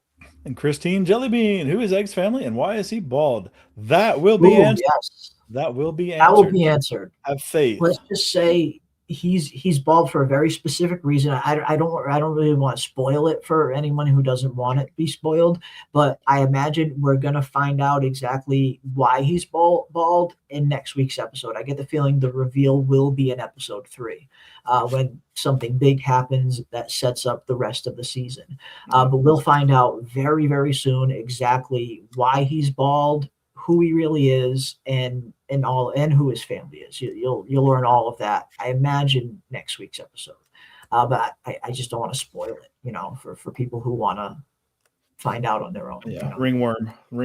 He's got ringworm. He's got lice, and that's like what Egg thinks. I mean, that's like what Dunk thinks. Like, when he first sees him, like, he has that thought of, I remember the Maesters shaving kids' heads off in Flea Bottom that had lice. So when he sees Egg with no hair, that's just what he assumes, that the kid might have had lice or something. Yeah, and I don't know if it's this book or future book. The first thing they'll say, the small folk, is like, "What's wrong with him? Is he sick?" Yeah. Oh yeah. Lord Ashford bangs his goats. That was great. That was another part that had me dying laughing, because that was such a good part in the episode where you just had this really just awesome silence. Remember? Like, it was just super fucking silent. You could have heard a pin drop. And then you just hear this one fucking drunken dude just blurting out, "Lord Ashford fucks his goats." But before that scene was great. I loved the silence of that scene. It felt like the calm before the storm, kind of. Yep. And seven lists instead of just one at a time. Another great choice. And nighttime, doing it at nighttime probably saves them some effects budget. And I mean, you can tell the budget in this is less, and they're doing a lot with a small amount. And I'm not really noticing on per episode. Say what? Guess how much they're spending per episode. Oh my gosh, I'm terrible at guessing. Tell. 10 million. Really? Oh, I thought they were talking about how little they spent. Is that a little? That is little. That's a super little compared to Thrones and House of the Dragon. Yeah, it's a fraction of that. So yeah, this show is relatively cheap for HBO standards. This show is relatively cheap to make. That might be good for its longevity, though. Exactly. HBO, they'll get a golden goose and then slaughter it because it costs an extra penny. Because it costs a little too much. Like Raised by Wolves. That's exactly what happened with Raised by Wolves. HBO knew it was a good show. They knew it was building up a fan base, but it just cost a little bit too much, and they fucking axed it. That's tragic. Let's see. I'm trying to think of what other really nice scene. Oh, the Baelor scene. There, I can't remember what it was. There was something that happened also at the end of the scene with Baelor. And again, it was another one where I think he just maybe when he was walking out the door or something. But what did you think of Baelor and the actor? I thought he was spot on, man. I liked him. He's the oldest of 4 and Maekar is the youngest of 4. I guess, because of the white hair, Maekar looks older than he should be. But I didn't think Baelor was bad. Way older, yeah. Maekar looks way older than Baelor. Yeah. And he portrayed, but again, I hate to be the broken record talking about how it was in the book, but his lines were pretty much exact, and his demeanor. Now they did split one of the lines. I think they gave it to Maekar. You're grateful. Go ahead, because Baelor had essentially dismissed Dunk out of that scene. and said, Yeah. yes, you're grateful, go on. But the thing is, it would have been hard to pull off without sounding. It is a little bit dickish, even though it wasn't intended to be. So I think they actually did a good thing by kicking it over to Makar, who was already rolling his eyes, and I think so. Yeah. It was a good transition. It felt like, it was a good transition to Dunk getting what he needed, and then, your average, Targaryen royalty kind of looking down on, a hedge knight and telling him to get the fuck out, pretty much. Why is this guy even with us? Yeah, why is this guy even here? Yeah. That was it was a good scene. It was a good scene. Yeah, and so far, I mean, I would be quick, believe me, and anybody who knows, I'd be quick to mention if something didn't ring true, didn't hit right for me. And these guys, even the changes they're making I'm like, yes, yeah, I'm slowly and almost begrudgingly gaining faith in their handling of material and exactly. This is giving me, I want to like everything that they put out. I love A Song of Ice and Fire. I love this world. I love these characters. I want to love every single show that they put out. I do. I want to like everything. But I can't ignore that the second half of House of the Dragon season 2 had some really fucking big problems. It did. It had some horrible problems, and it did. I started to started to shake my faith as to whether or not A Night of the Seven Kingdoms would be good or not. Like, is it even possible for people to do a faithful adaptation of George's work anymore? But fucking Howard Parker, man, he fucking came around, and he's doing exactly that. And yeah, it's giving me a little bit more faith in future A Song of Ice and Fire projects. Yeah. And I mean, obviously, if I'm getting on an Ice and Fire channel and I figure that the chat is going to be largely favorable towards it, if I have a negative opinion of something and speak it out, I feel like I'm in enemy territory. Oh, no. We're reviewing a show at the end of the day. At the end of the day, we're reviewing a show. And if you like it, you say you like it. If you don't like it, you don't like it. That's the whole point. Everyone's always going to get our honest opinion. And that's the thing, man. I would be quick if there was stuff that wasn't hitting right. I would be quick to say it, but man, I can't. And it gives me no end of delight to feel this way. To be like, fuck. 2 episodes in a row.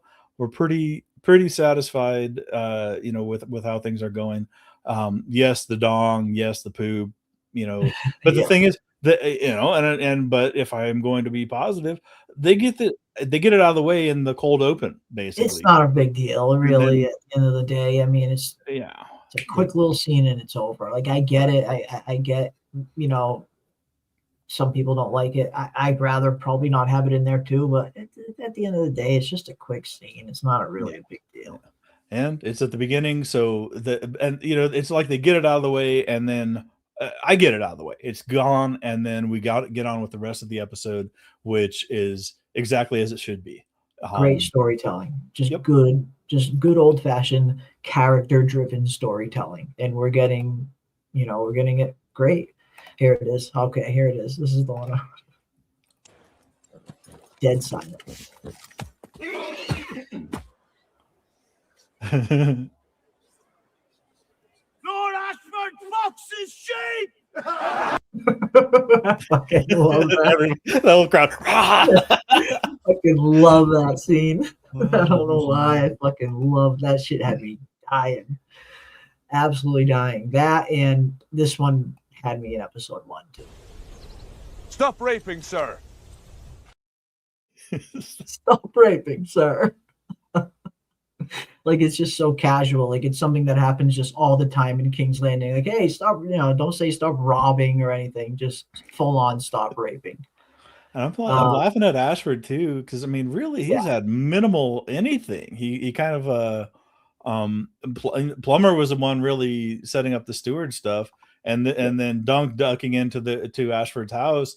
And the same thing happened in the book. He shows up and kind of like lingers at in the doorway kind of till Baelor notices him, or Makar. And then he gets brought forward, and what the fuck's this guy doing here? And Baelor's like, brother, we're the intruders here. We're the intruders here, brother. but that was the part, that was the one thing that I liked that Baylor did. He was like, I don't have any objections, if Lord Ashford allows it, but I don't see any objections. Well, as the hand of the king and the heir to the throne, Lord Ashford ain't gonna have any objections. Yeah, no, not at all. But that's it. It was a good showing of who Baelor Breakspear is as a character and the kind of Targaryen that he is versus the kind of Targaryen that Aerion will be shown to be.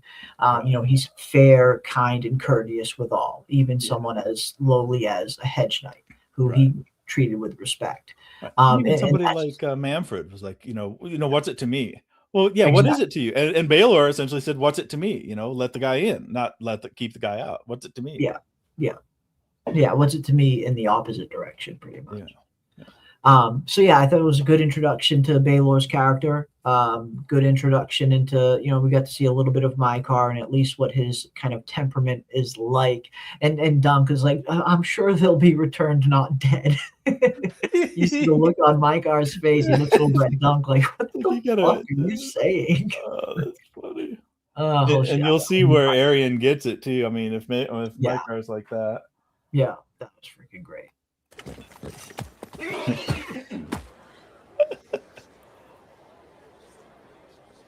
Lord Ashford Fox's sheep! Great, fucking great. But yeah, where's that scene? Let's see.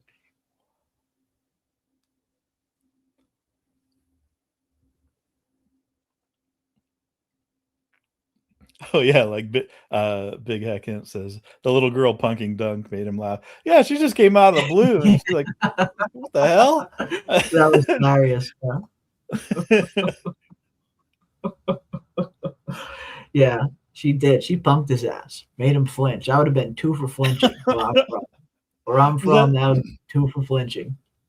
Oh man, was that the same girl that was in front of him at the in the tug of war, or was it a different girl? Oh, I don't know. Shit, I don't know. I'll have to go back and look.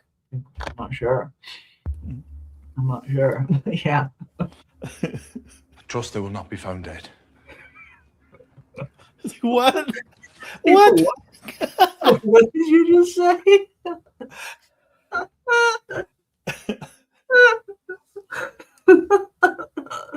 Fuck, and it's so true to who Dunk is as a character, isn't it? Like, he's always saying the fucking worst possible thing at the worst fucking time, this guy. Like, and it's just so perfect. It's just so fitting. And it's fucking hilarious.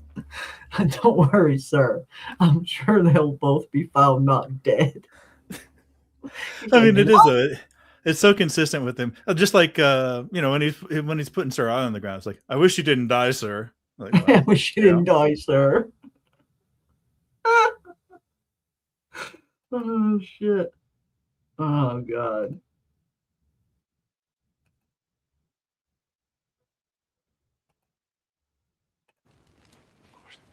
I trust they will not be found dead.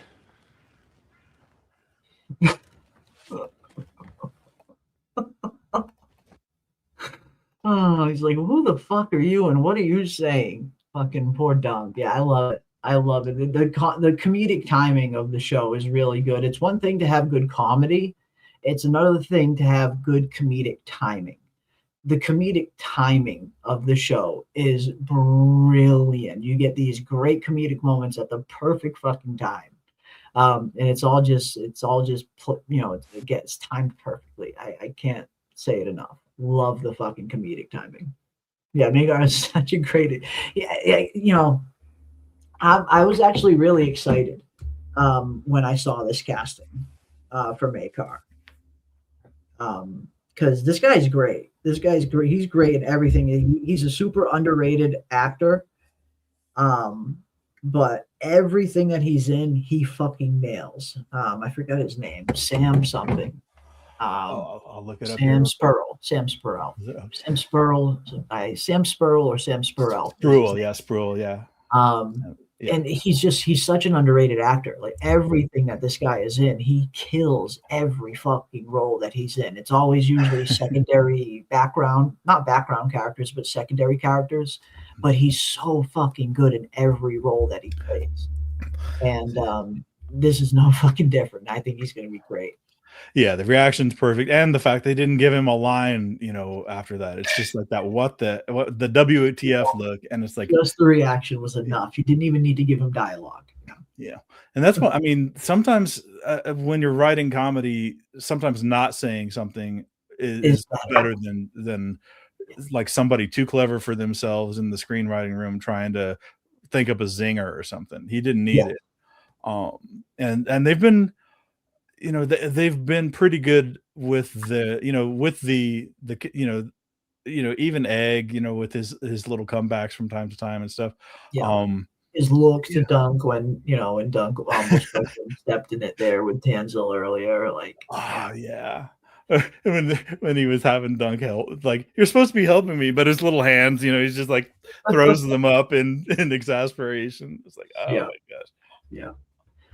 Yeah, it's just good timing. It's really good comedic timing, which is something that is not easy to do. It's anyone can write a funny scene and write some funny dialogue, but to deliver a good comedic timing, a good comedic relief in a show like this at the right time, that's not always super easy. But yeah, I mean, I think they're nailing the balance, the balance between having comedy and having it be just really good, grounded, good old fashioned storytelling. They found a really good balance between the two. Right. And it's not, and I mean, and I think you're really putting your finger right on it, because it's not like Marvel where every serious moment has to have a slapstick, zinger or something. This one, it was a heavy moment, but it was also like awkward and relatable. And this is a guy that, he feels obligated to say something, but has no idea what to say properly. So he just says, that pops into his mind.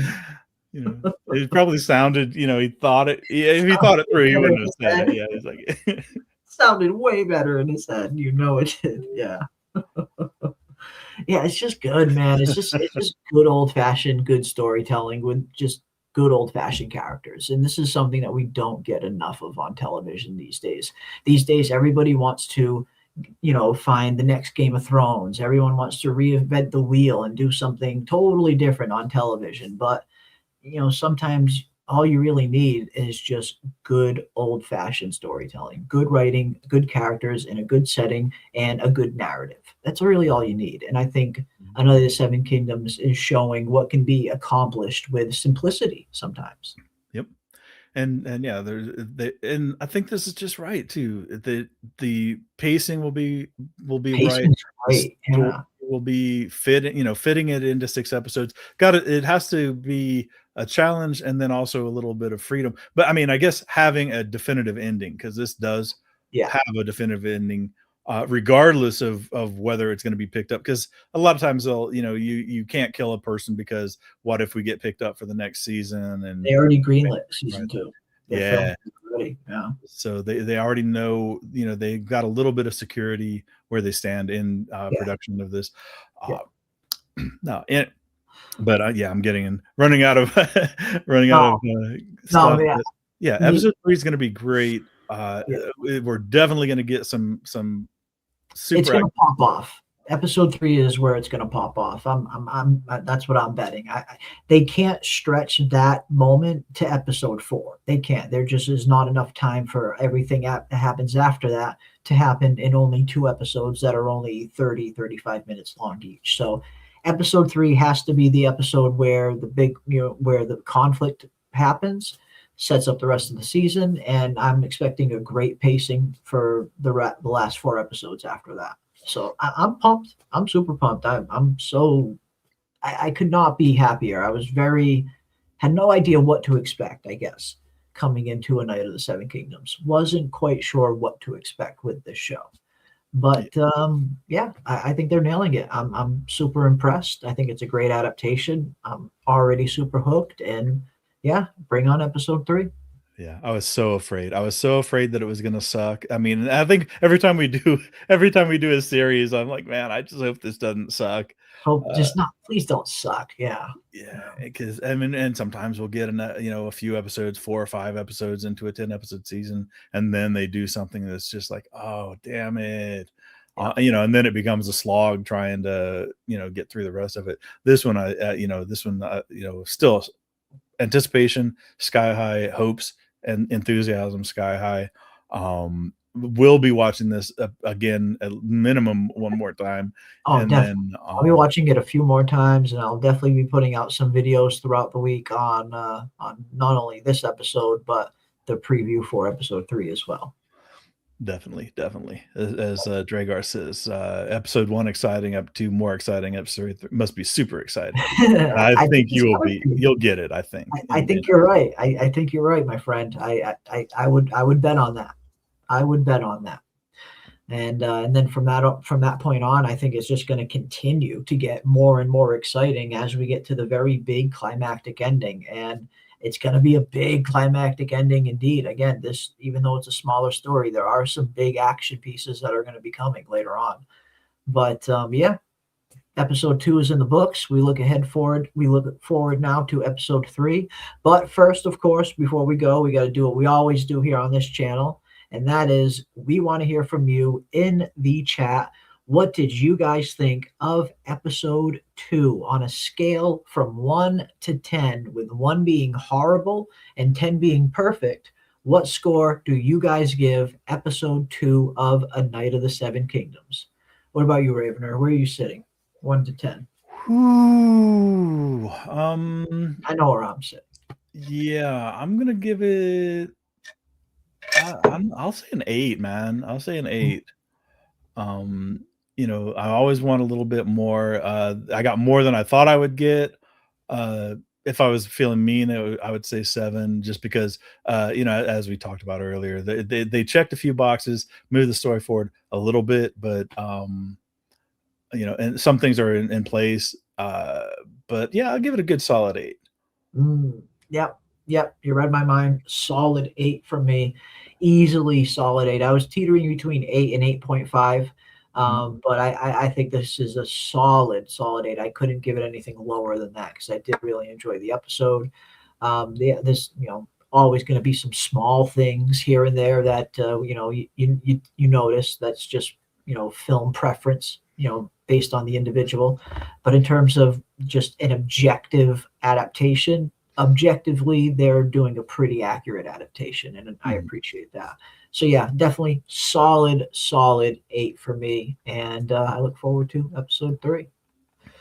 Yep, Star gives it a 9. Big Heck 8.5. Dragar gives him a 9. We got a I 9. I wouldn't fight you on those. Yeah, I mean, I didn't pick that, but I'm not gonna fight you on it. Yeah, this was a solid episode. It's a solid episode and a solid series that's off to a really great start. So I am not mad at that. 8.5 from Big Heck. Another solid ass score. Hell yes. And I tend to drift upwards as the week goes by, as I think about it or rewatch it. So I would not be surprised to find myself in there with your 9s. Yeah. Sometimes you watch an episode for a second or third time and your score will maybe go up like a half a point, or sometimes it'll go down a half a point depending on what you see on that second viewing. But usually it goes up for good quality shows like this anyway. But yeah, and a 9 from Dragar as well. 9.0. Solid. Jeremy, I can give it an 8 about finding out about the sheeps. I was teetering right in between 8 and 8.5.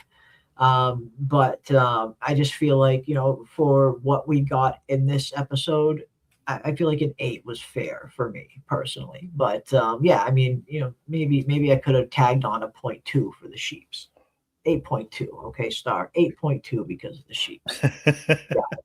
And I bet, honestly, I wouldn't be surprised if I did go up, because some of those charming moments, those things that made me laugh in the live viewing, will make me laugh again, I think. Yeah. So I think I don't see my heart hardening towards this one.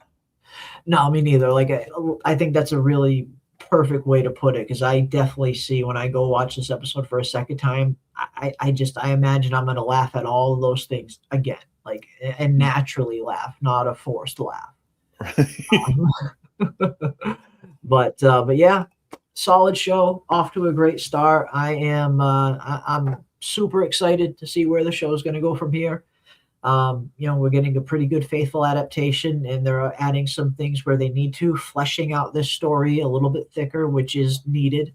And they're doing a great job of it. Can't wait to watch it again. Yeah, I'm going to go watch it again right now. As soon as I end this stream, I am going to go watch it again right now. And then who knows, maybe I'll be texting in the Discord and with anybody else that's in there talking about it. Because, yeah, I'm going to go watch it again too. But, yeah, great show. Off to a great start, and looking forward to episode 3. Absolutely. And I will be here the same bat time, same bat channel next Sunday. Faux show. For sure. Same time, same place, right here next Sunday. And who knows, sometimes if I can, I like to throw in a stream maybe during the week. So at some point during the week, maybe if I can, we'll do some kind of like episode 3 preview stream before the pre-game show that we do every Sunday. So keep an eye out for that. And of course, I do have a From stream set for tomorrow night as well. So come and hang out with me tomorrow night. I'm going to be diving back into the episode titles for season 4 that have been released. And we're going to be doing part 2 of our deep dive into those titles to see what we can see about the new titles that have been released for From season 4. So From tomorrow, see you guys there. Mm-hmm. But until next time, stay safe out there, ladies and gents, especially anybody who's in the path of this just giant, massive storm that is going on right now. It is absolutely huge. I mean, it is still snowing where I am. We've got a little more than a foot already, it seems. It's going to be a gnarly one. We're in for a gnarly next 2 days for sure. So anybody else that's caught in the path of this storm, stay safe out there, guys. Be careful. Keep those tinfoil hats on, folks, and we will see you on the next one. Cheers. I will hurt you for this. I am the sword in the darkness. Lion doesn't concern himself with the opinions of the sheep. Let me give you some advice, bastard. Chaos isn't a pit. Chaos is a ladder. You wish to enter the tourney? I don't have much, just sword and shield. I mean to serve the realm with all my might. What should I do? I don't know. I'm really quite drunk.